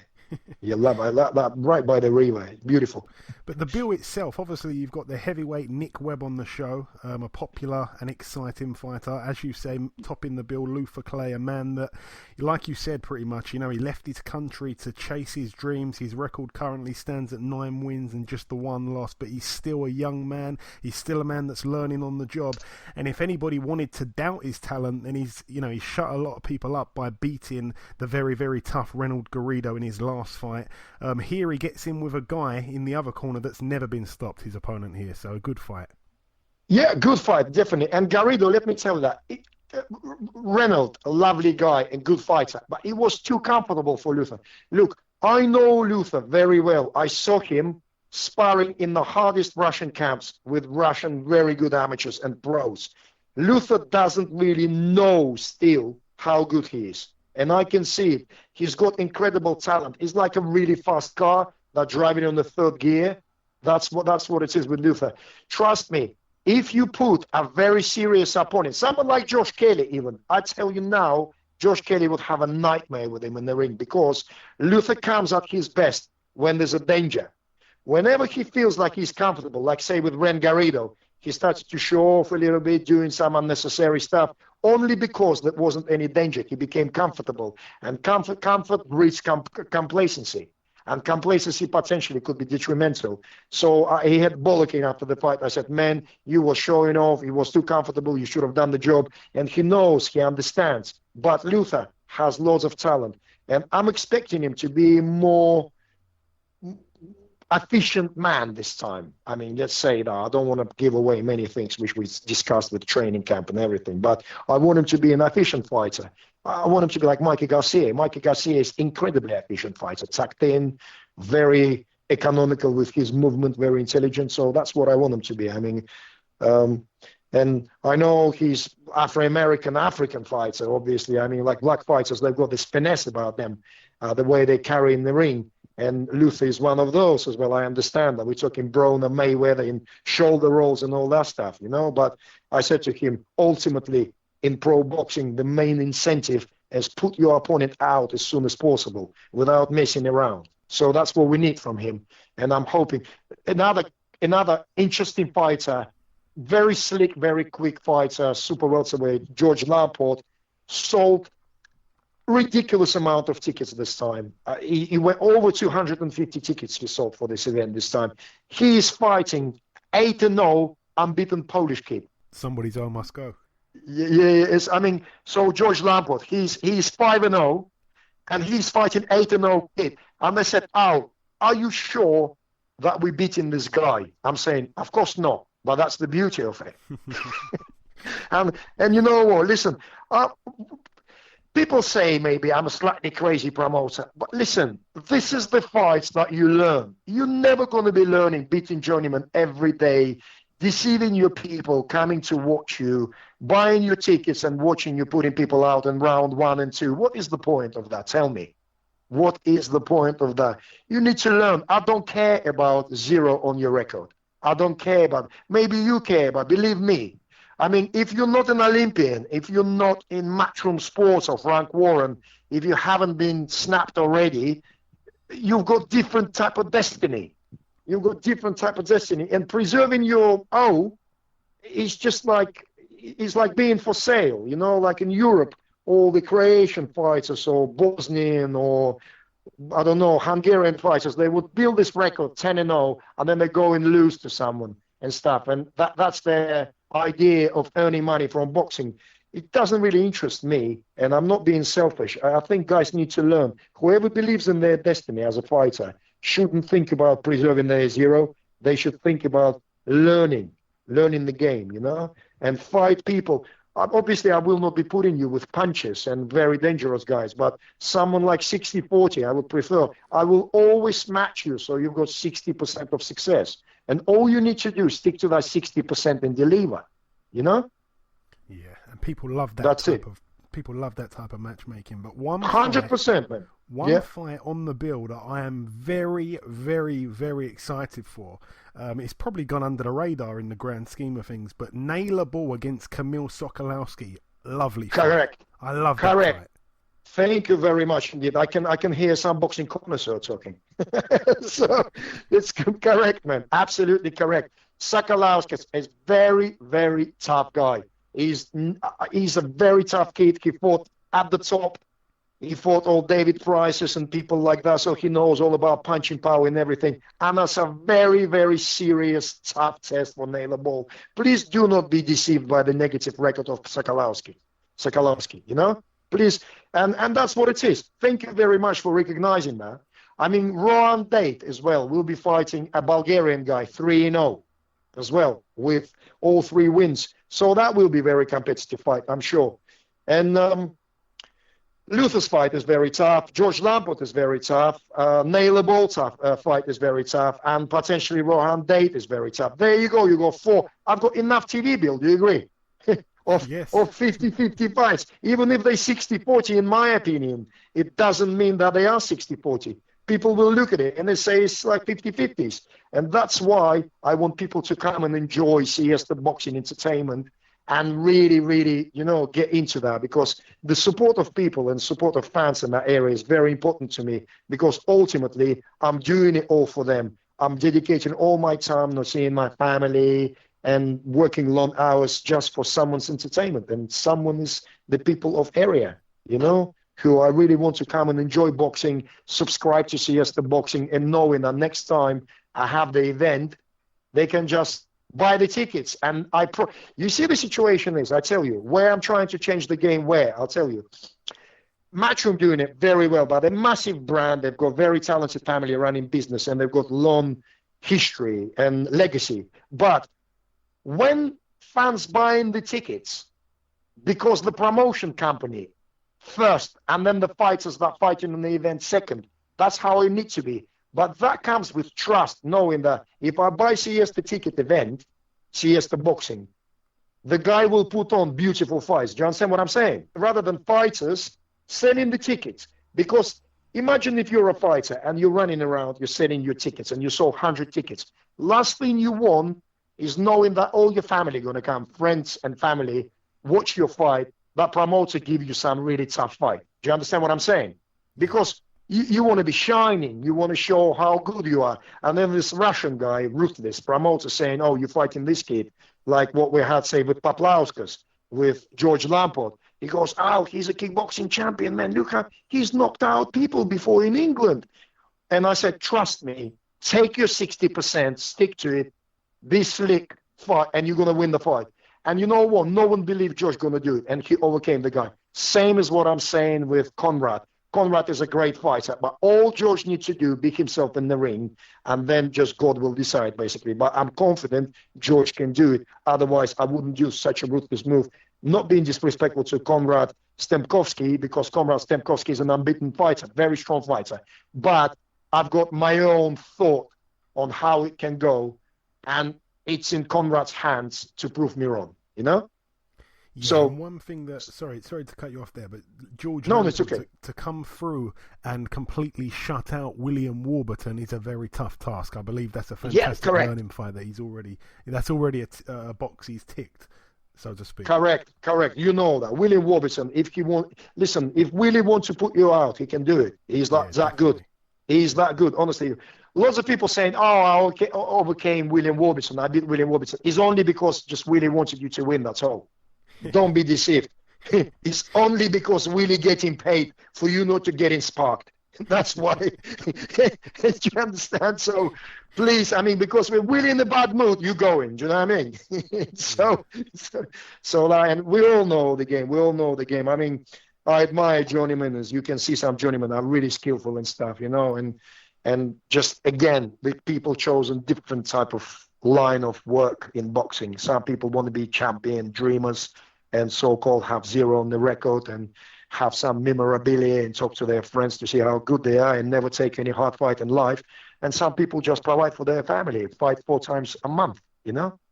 Yeah. So everyone is different. But ultimately, Siesta Boxing Show on the 29th, I think it should be fairly special. I mean, I'm not getting big-headed and saying that it could be in comparison with some big shows in UK, but local show, definitely worthy to come and watch and get some entertainment, worth for the money, you know? 100%. And for those people that want to come, I believe that all the ringside seats are sold out now. But where can people go to get the other tickets? Man, they can go either on my website, siestaboxing.com, or go on my Facebook. There's a link and book now, and it's all self-explanatory. Or there's a number given where they can call and order the tickets. By the way, I think I oversold it for ringside now, but 400 is sold out. I mean, I still have some ringsides only because people ask me to keep them and stuff. And I think I only left now with 200 standard tickets, which I'm hoping, and I'm pretty confident that footfall will be quite big on the day, because last event I had, we sold loads of tickets on the day. And this time, with promotion and popularity, and in general, the seasonal circumstance, which is, it's now not July, it's September, end of September, people got paid. I think we should be sold out. If not, I don't care. I love boxing, do you know what I mean? So Al, there I you want to go. ask you this. When you're planning a show, do you just plan one show, then after that show you plan the next one, or is it like you're planning many different shows at the same time in your head kind of thing? I'm planning many different shows, but let me tell you this very quickly. And I mean, any promoter hears me, they will confirm that. It's a nightmare. The show is a nightmare. And if you don't have enough staff or people helping you, it's close to suicidal mode at times. I mean, I hate that word and it's terrible. Please don't take that. But it's a dead end. Sometimes you feel like you don't know where to go and everything. But you know what? I'm comparing making shows with female pregnancy. I tell you why. When woman heavily pregnant and she's on that table just about to give birth, what does she say? Never again. Never again. I go through this, never again. Give birth, 6 months later, she wants another baby, correct? Not always. But do you understand what I'm saying? Yeah. So this is the same with boxing. I mean, you go through, I remember doing first shows, I'm thinking, man, why? Matchmaking is so easy. Management is much easier. Why promotion? But then when you go through this and you see the fighters fighting and the lights and the ring announce and people enjoying, you think, I want to do it again. It's a really contagious thing, you know? But I am planning now more and more and more because I think I learned how to do that, and I think the success is coming, and my overheads and P&L is looking different. It's better and better all the time, and the fighters believing in me as a promoter, and so why not? Of course, I'd like to. Or there's a puzzle missing, which I can't announce which one, but I'm sorting that out in order to move to the next level. You know, I want to compete with like Barry McWiggins and Warrens and stuff. I don't want to mention Matchroom because it's not possible. I mean, everyone needs to stay realistic, aren't they? but on the UK level, like who's there? Steve Goodwin doing great things, Carl Greaves doing great things, and lots of promoters. So I want to be just on the par with them. Just do good shows, plus bring television. I think I'm only one of 5 promoters who is televised at the moment. Not in UK, but doesn't matter. I've got good European support. Just trying to be like this, you know, just working and get better publicity, better spectrum of spectatorship, and so on and so forth, you know? And Al, many different promoters have got different goals. What would you say is your goal as a promoter? I want to own Channel 5 as a boxing promoter exclusively in the next 2 years. Wow, that's a big. Yeah, I'm telling you, that's what I want. Let me tell you this. I'm telling you, no one better than me to fill that role. You know why? We have Sky, Eddie is a genius, yeah. We have Box Nation with MTK. We've got BT Sports with Frank Warren, one of the best promoters of all times, arguably, and the Hall of Fame, member of Hall of Fame, and decades of legacy. We've got Barry McWiggins, who's in Channel 5, doing not badly, but his best fights are going to the World Boxing Super Series. You know what? I'm the next man who can deliver. I've got international stable. Not many people have international stable. I'm multilingual as a promoter. I know everyone in this game in Europe, and I can bring some great entertainment. The alternative to Top Rank in the United States. Let's have Top Rank alternative in Europe. Siesta Boxing can deliver that. Wow, that really would be. Trust me, I can deliver that. If someone comes behind me, if Channel will give me an opportunity, I guarantee I'll deliver that. We can play this interview backwards, and we'll see that. We can play it back 2 years later, honestly. That'll be to rub it into my face, you know? That'd be fantastic. And Al, I want to get your opinion on a couple of other things. I know for a fact that you've not just watched it once. I think you've even watched it twice. What was your opinion of the big fight on the weekend just gone, Triple G Canelo?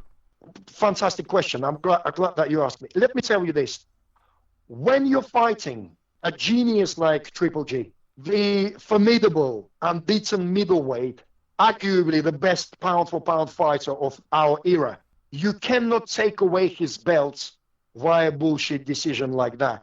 Even if you were a little bit better, that's not good enough for you to take his legacy away. It's not good enough. You need to be much more precise. You need to be better in every aspect, visibly better. So there's no argument on the internet, or no argument amongst boxing connoisseurs, or no argument in HBO boxing studio between two commentators, one of them thinking it's Golovkin's fight, and then no, it have to be out of the question in order for Canelo to win that fight. If people arguing, Golovkin's still a champion. Do you understand what I'm saying? If you're a challenger, you need to come and dominate the champion in order to take it. Everyone knows that in boxing, you know? And in my opinion, Gennady Golovkin won by 2 rounds. Canelo was in crisis in the middle, round 7 or round 8. And Canelo, that type of guy, I can imagine if he ever going to get stopped, it won't be him dropping on the canvas or anything. It will be like shaking like a big tree, and referee will have to jump in because you will not put that beast down. It just will be like not answering you with anything by still standing in front of you and like shaking like on the wind, you know what I mean? That type of guy. He's a very tough guy. And you know what? Golovkin had him in crisis. Yes, he checked Golovkin's body regularly, and we saw that Golovkin felt it, but it doesn't mean that Canelo won the fight. I thought Golovkin was a slicker boxer. He was really good backing shots very well, had really nice, successful counters. Man, come on, man is 37 years old. He's 37 years old. Still a champion for me. Yeah, you know? I agree. I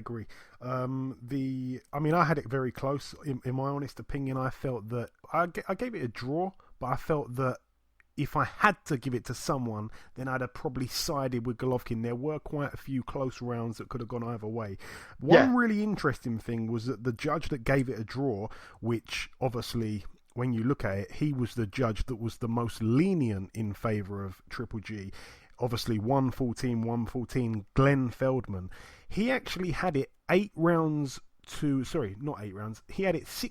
to 2 in favour of Canelo after 8 rounds. So in his opinion, Gennady needed to win the next 4 rounds, which he did, luckily, and that was what earned him a draw. That is quite bizarre when you think about that. Also, across the 2 fights, only one judge favoured Golovkin out of 6 different scorecards, which is pretty crazy. But you tweeted something about a new way that judging could work to avoid controversial decisions, Al. What would you do? Yes, I did.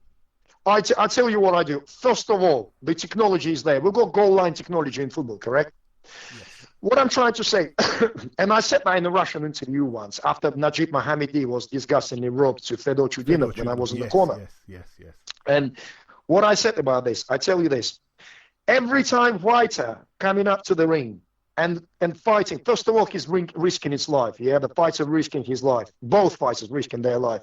So it's like basically going on operating table. You leave the destiny of your loved ones, children, or your wife, or I don't know, your husband, or friends or family members to this guy who's going to be operating with scalpel. What do you require from them? Outstanding professionalism. One mistake could cost you life. Yeah. Here, obviously, the allegory of what I'm saying is too strong, but the guy's been in the camp for 3 months, not seeing the family. For the sake, sacrificed everything to get the win, and he getting in the ring, winning the fight, risking his life. And when some asshole gives the wrong decision and everything goes down the pan, do you understand what I'm saying? And this is like devastating. People got broken because of that. People just never can recover. They can't. Some people can't come back after decisions like that. It takes massive resilience. And it's disgusting. The robbery in boxing is disgusting. So how I think we can put the end to it? First of all, we need to add a television instant replay refereeing, judging. I tell you, there needs to be 3 televised judges in different parts of the world, one in Russia, one in Japan, one in Canada, for example, assigned pretty randomly at the last minute, and they are scoring by watching TV. So they are scoring by watching the broadcast. They all see the same picture. Let me tell you that when judge sitting ringside, the area that he's spectating the fight completely opposite to the other judge. Do you understand what I'm saying? Yeah, that's a big thing. Yeah. So they miss different shots. So 3 televised judges, they see exactly from the same perspective. So that's where they'll be very interested to see how they're going to judge by looking at the same picture. So that 3 judges, the information about their judging need to go to the main center, will cumulatively, I can't even say that word properly. Like, WBC, they got this rule called open scoring. After round 4 and round 8, they announce the score, so all people in the audience, including the teams, know where they are in terms of the fight. And everyone, WBA, WBO, IBF, British Boxing Board of Control, loads of people, they're against that. I admire the idea of open scoring because every fighter and the team has the right to know where they are at some particular moment. So if you're behind those scorecards in the round 8, you know what you need to do. And there's no bullshit in falsifying the cards. They're doing this wrong scoring and all that stuff. But I would go even more extreme. Give me the score after every round via ring announcer and put that on the scoreboard so we know what's happening in the round. And they need to be accumulatively with 3 judges ringside and 3 televised judges. Medium arithmetical, get calculated and put me the score on the table so I know where we are. So we instantly see which judge is an asshole and which judge is completely incompetent. Do you know what I mean?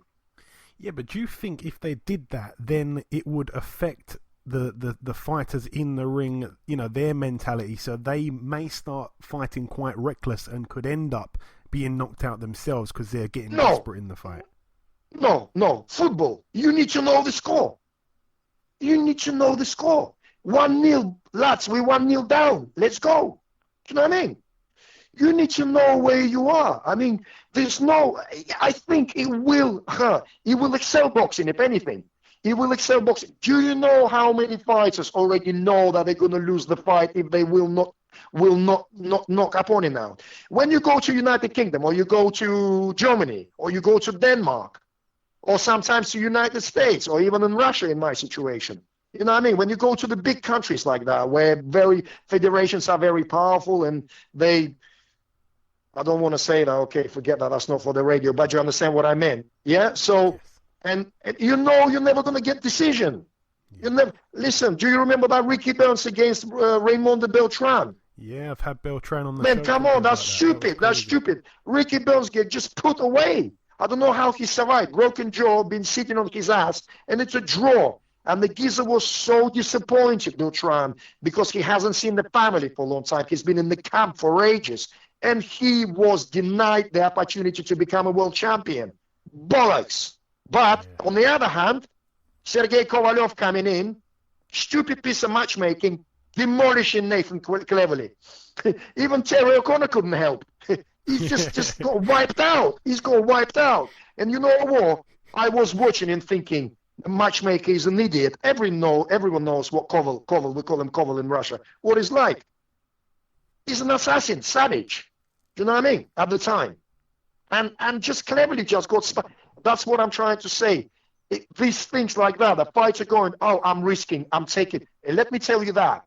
It will be really helpful. We as a promoters will save lots of money because fighters will stop bugging on the purses. Because when you go abroad and you're fighting, you want to get as much money as possible. You know why? Because you know you can lose your O, or you can lose your rating, or you can lose your position, and you know you're going to the lion's den, and you're probably going to lose if you will not knock the opponent out. Wrong.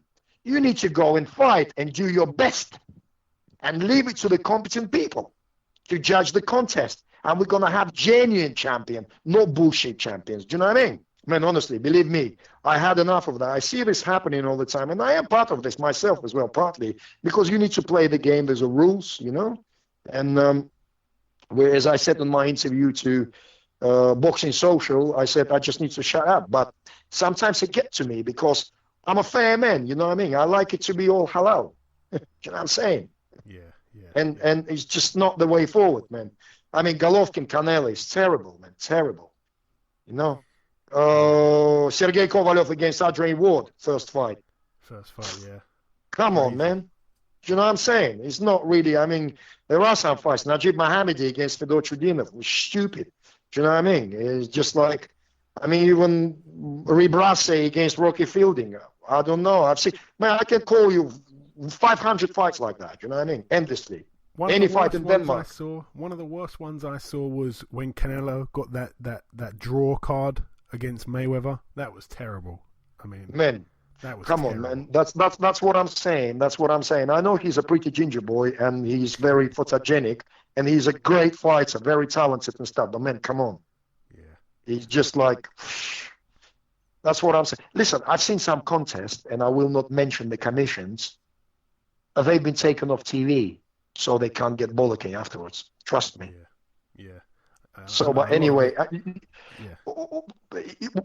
I typed in corruption in boxing and refereeing and judging, and there's a massive studies. And why are we dedicating so much time to that? Why are we just wasting so much paper and ink to write about this shit? Just change the rule in terms of judging and refereeing. Add 3 more. We've got television. We've got instant replay. We have everything, man. We're sending people to space, for God's sake. Come on. Yeah. You know what I mean? Yeah. People risking their life. People saying, oh, he waved off too early, or he should have waved off early. And people, you know what? Every punch you can get, this is the difference. One small punch between brain hemorrhage. You know that? Man, honestly, it's a multi-billion industry, professional boxing. And the worst thing about this is judging and refereeing. What's that all about? Yeah, usually the people that are judging are people that haven't even stepped in a ring. But yeah, we can talk about bad judging all day long. We can talk, man. We can talk about it like till next year. But one thing I tell you, judges and referees should not belong to the governing body. It needs to be an independent association of professional boxing judges and referees, paid by the different sources, not by the WBC, WBA, IBF, IBO, and WBO. No. There needs to be this association of the referees and judges that they should serve all governing bodies. So today you work in IBO title fight, and then next week you work WBO or IBF title fight, and you don't get paid by promoters. You see, if you don't get, because when promoters pay you the money, you feel a bit guilty. When you're in London or when you're in Moscow and you're doing the show, you ate the meal day before and you socialize. The promoter's such a nice guy. You saw his family, you saw his fighter, and he was very polite. Subconsciously, psychologically, sway you towards the home fights already. Yeah, do you know what I mean? Yeah. Man, come on. I can expand on that, but pointless. And coming down to the last couple questions, Al, this weekend, Wembley Stadium, we will see Anthony Joshua fight your countryman, Alexander Povetkin. All along, since this fight's been made, I've been telling everyone this is a very, very, very difficult fight. Possibly not a 50-50, but Povetkin is certainly not someone that you can overlook. You cannot take the eye off of Povetkin and look forward to future, unifications and what have you. But how do you see that fight unfolding? Very difficult fight. I can see that fight unfolding like this. Anthony Joshua against Vladimir Klitschko was a 60-45. 60-45. Everyone knew that Joshua has 60% just because he's youthful. His reach is very similar to Klitschko. And Vlad was at the end of his career. They're similar in size. And whoever said 60-40 was right, because it was 60 to Joshua, and Joshua won the fight eventually. People don't remember the drama of the fight. All they're going to see is statistics and results at the end, and it's TKO by Anthony Joshua. In case of Povetkin against Anthony Joshua, I value this fight at 65-35 towards Anthony Joshua. That's the reason being, I've got it. Yeah, I agree. Yeah, 100%. the reason, you know what? Let me tell you, 65 in probability maths is a very high number. Very high numbers. Sorry, 35. 35 is a very high number. It's basically over 30%, which is crazy. I mean, they're going to say, man, this is 30%. Now you will not survive. That's a massive chance. Do you agree? So that's what Joshua goes into there. He's got like 65% to be successful and 35% to be on the canvas or lose the fight. But I still fancy Joshua. I fancy either very early knockout or knockout in round 8. I can't see Joshua winning on points, because if the longer the fight continues and the more tactical it gets, the more chance Povetkin has to close the gap and spark him out. Do you understand what I'm saying? Yeah, I mean, I don't know. I mean, you say that you can't see Joshua winning on points. I think that's quite an interesting point, because obviously, Joshua's his last 3 fights have all gone pretty long. I mean, you mentioned one of them. Klitschko went 11, Takam went 10, and Joseph Parker obviously went the distance. And Povetkin, I mean, he's never been stopped. Obviously, the one loss against a much better version of Klitschko than the one that Joshua fought. Yeah, correct. And let me tell you this. The reason why I'm saying that, Anthony Joshua never dealt with the Russian warrior. Alexander Povetkin is a Russian Vitez, which means like a Russian knight. He's a warrior. He'll be knowing that there's a political situation, there's a little strain between England and Russia, there's a funny thing, there's all this poisoning bullshit going on in media and all these sanctions and so on and so forth. He'll be wanting to prove and set the record straight. It goes well beyond boxing, and everyone knows that. And Anthony Joshua understands he represents Britain and capitalist society, and it's still segregation there in the ring, trust me. Still a segregation there. It's like old good old days, Soviet Red Machine playing, I don't know, Italy or Germany, you know what I mean, football. So it's a huge fight, man. I can't wait to see it. It's beautiful. It's beautiful. I fancy Joshua, I fancy stoppage, but if Anthony gonna get sparked, I will not be surprised. Yeah, me neither. Do you know what I mean? I think it's brilliant fight. No problem with Best fight Joshua will be in. Fight Joshua will be in. But you know what? Something tells me subconsciously, Josh is a beast. You know, the other day, I watched something, and he was just so slick moving in the ring. You know what? It's funny because I think I was like on YouTube, and I thought, is that Luther Clay? Don't laugh at me, but he moved like welterweight. And then this camera came close. I thought, that's Joshua. He's really slick, really agile. He looks good. He's not robotic. He looks really good. He's got this natural, really beautiful physique, and that's why I feel that he's in a great shape at the moment. Yeah, good fight though. Like I say, I'm very pleased with this one. It's best fight. Yeah, certainly, I agree.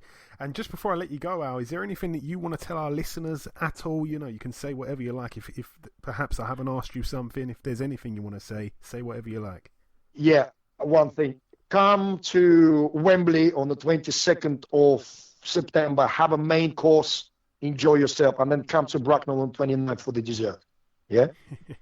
Very well said. I shall do that. I'll be at both nights there. So okay, man. Something I'm looking forward to. And just before you go, for anybody that's listening that would like to get behind Al and would like to get on board with the Siesta Boxing Takeover, where can people follow you, Al? I know fantastic. On Twitter, guys, please. Fantastic. Thank you very much, man. It's Al yes, thank you very much. On Twitter, right?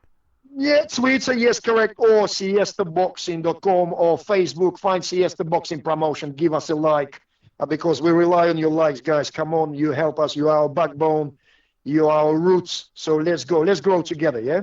Excellent. Listen, Al, I'd like to thank you for your time this week. I'd like to wish you the absolute best for your show in Bracknell on the 29th, and we'll certainly catch up sometime soon. Thank you very much indeed. Thank you for your time as well, my man. I'm sure we'll speak very soon. God bless you, man. Thank you.